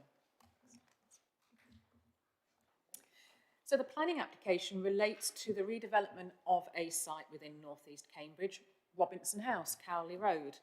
This is within the Cambridge Business Park, and the application proposals are for continued Class E office and lab use with ancillary cafe, event and community space. And for those members who attended Monday's site visit for the previous item, the application site is located adjacent Milton Road and Cowley Road on the other side of the guided busway. You will see from the blue star, that's where we stood at the corner of the last application proposals, and we looked over the guided busway towards this application site. So the application has been referred back to JDMC to approve just one additional planning condition. That planning condition can't be added under the delegation given to officers as part of the August resolution to approve the application. And the only issue to be considered today is in respect of the matter of foul water. And members will be aware that foul water has been an emerging technical issue over the last few months. You'll have heard and been part of the debate of the last item. So the government decision in August this year not to fund the relocation of the Cambridge Water Recycling Centre resulted in Anglian Water subsequently issuing holding objections to development within the Cambridge Water Recycling catchment, which this application falls within. Anglian Water raised a holding objection to this planning application in early September before the decision was issued, but after the committee resolution in August to approve the application. Excellent, thank you. This timeline helps understand the position with regard to foul water in respect of this application. Now, officers take the view that the net increase in foul water flows arising from this development, whilst potentially could cause environmental harm to the receiving water courses, it would be reasonable to impose the Grampian planning condition that you'll be familiar with from the previous item and from the Cambridge Science Park application that was taken to JDMC last month. And that Grampian condition would restrict the occupancy of the development until the net increase in wastewater can be accommodated by Cambridge Water Recycling Centre. So this is the additional planning condition that we're proposing. It's exactly the same as that imposed on the previous application and the 210-240 Cambridge Science Park application, and the typo previously spotted has been corrected in the reasoning. At the time that we reported this planning application to the August JDMC meeting, foul water was considered to be neutral in the planning balance. And with this additional condition, which we're seeking approval of today, foul water would remain neutral in the planning balance because we would be controlling net flows into the receiving catchment until such time as Cambridge Water Recycling Centre can cope with the additional flows. So the officer recommendation is that the additional Grampian-style planning condition, as detailed at number 23 of the planning conditions listed in section 4 of the report, is imposed, and that's in addition to the planning conditions previously approved by JDMC in August. Thank you. Members, I'm not proposing to allow questions on that. It would seem to me very clear-cut. We have debated it before. I know a number of us will be concerned that the Anglian Water revised response came after this planning committee had determined this as explained, had not actually been given, sorry, the decision had not actually been formalised, and therefore we do need to consider this. I expressed in the previous application concern that I think other members had also expressed about the effect of Grampian conditions putting developers in the hands of Anglian Water, that is, they could not occupy their buildings until satisfied. But that is the situation we are in at the moment. I said I didn't think we needed questions, but I recognise Councillor Illingworth wanted to ask a question, and Councillor Thornborough. This is more a technical point, as I've not been doing this very long. I thought decisions of planning committees were sacrosanct. Now I discover there's a hiatus period. Can somebody just quickly explain that to me? I'm going to go first and then I'm going to hand over to our legal advisor, Vanessa. But in this particular circumstance, there was a committee resolution at the August JDMC, and we would normally issue the planning decision straight away after the committee, sort of within a couple of days, unless the application had a Section 106 agreement. That wasn't the case here. The reason there was the slight delay is that we were agreeing the wording of an additional different condition with chair and vice chair that had been recommended at that committee. So there was a little bit of a satellite delay. There was a delay of a week, 10 days or so. And in that intervening period, whilst we were getting the agreement from chair and vice chair of another planning condition, in came the Anglian Water updated consultation response. Vanessa, I don't know whether you wanted to say something in addition to that. No, it is just to say that until that decision is issued, it's not issued, and therefore no. So whilst the decision of the committee approves the application, it's not live until that decision is issued, and that decision, then stands. Councillor Thornborough, can I come to Councillor Smith first, because I think it's on this point. Sorry, can I just come back on that? Would it not be possible for members of the planning committee to receive confirmation that their decision had gone live? I just assumed that once we voted, that was it, end of story. Now you're telling me there has to be a slight delay. Well, there can be delays for various reasons. Up until it's issued, the applicant could come back and withdraw. So up until it's issued, that's it, live date. Sometimes you'll see it's subject to a 106. Those 106s, like the application you've just approved, the first application we had today, that's a very complex 106, and it could take 6 months. So until that 106 is completed, and by completed I mean everyone signed it and I've dated it, the decision doesn't go out. And that's why if any decision of the committee is subject to a legal challenge, judicial review, they have 6 weeks from the date of the issuing of the decision, so the day of the decision, not 6 weeks from the decision of the committee. If anyone wants, I'll just say this if I may, Chair, quickly. If anyone wants to ever ring me and sort of have a chat and say, I'm not sure about this point, please do. We'll be doing some more training in June, which I know you'll all love. But any queries at all on any part of the process, please do just ring.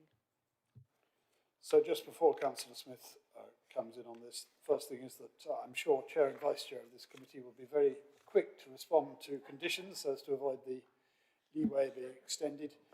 I think one thing that might help us is if Planning Committee could be informed of the date at which decisions are actually... Yep. I think it's a reasonable request, but I think it does add additional burden to the administrative process for officers. Okay. Those decisions always go onto the planning portal, and that is how you can keep track.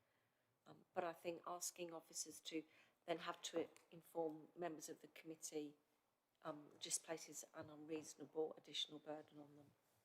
Okay. And Chair Councillor. I entirely accept that, and I won't persist with that line. And just to say that, as our legal officer has advised, we could include something on this in future training. Councillor Smith.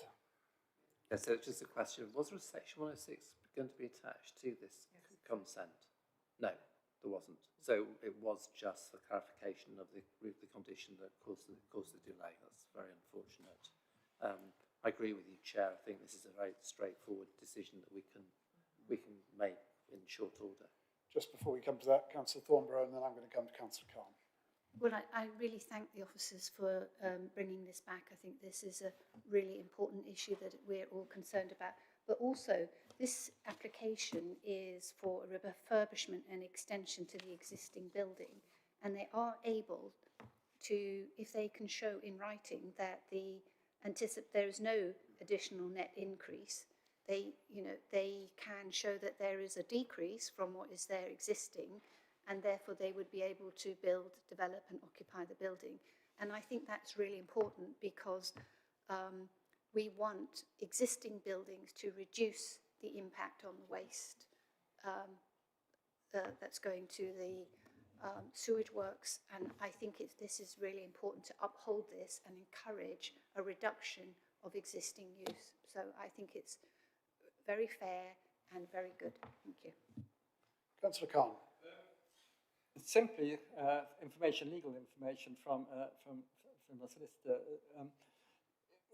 If we were to refuse this on the basis that it's been brought after the actual decision, but before the after the actual council decision before, what would the legal implications be? Could we be tackled for judicial review? What's the normal procedure if we get information and objection after a decision which is important? I just wanted to know the context.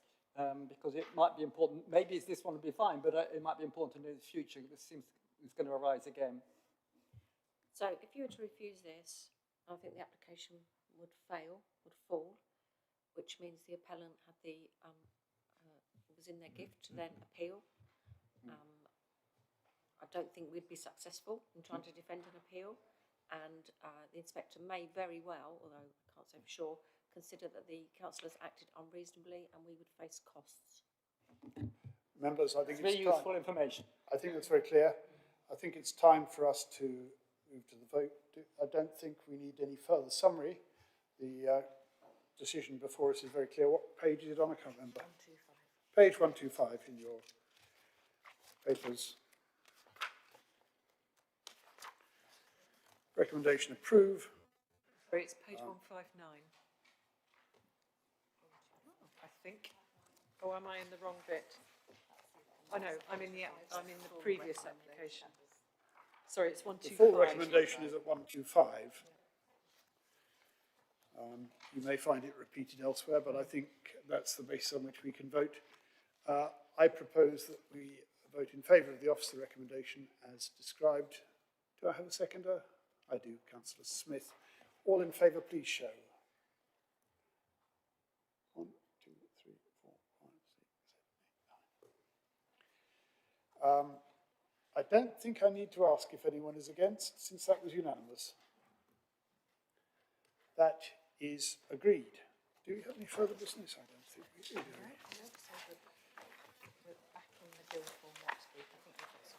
Right. So our next meeting will be on 17th of December. Right. This means that nobody is allowed to wish each other a happy Christmas because we've got another meeting before then. Thank you. So, yeah, please ask the members to either take their rubbish away or dispose of it in the bin.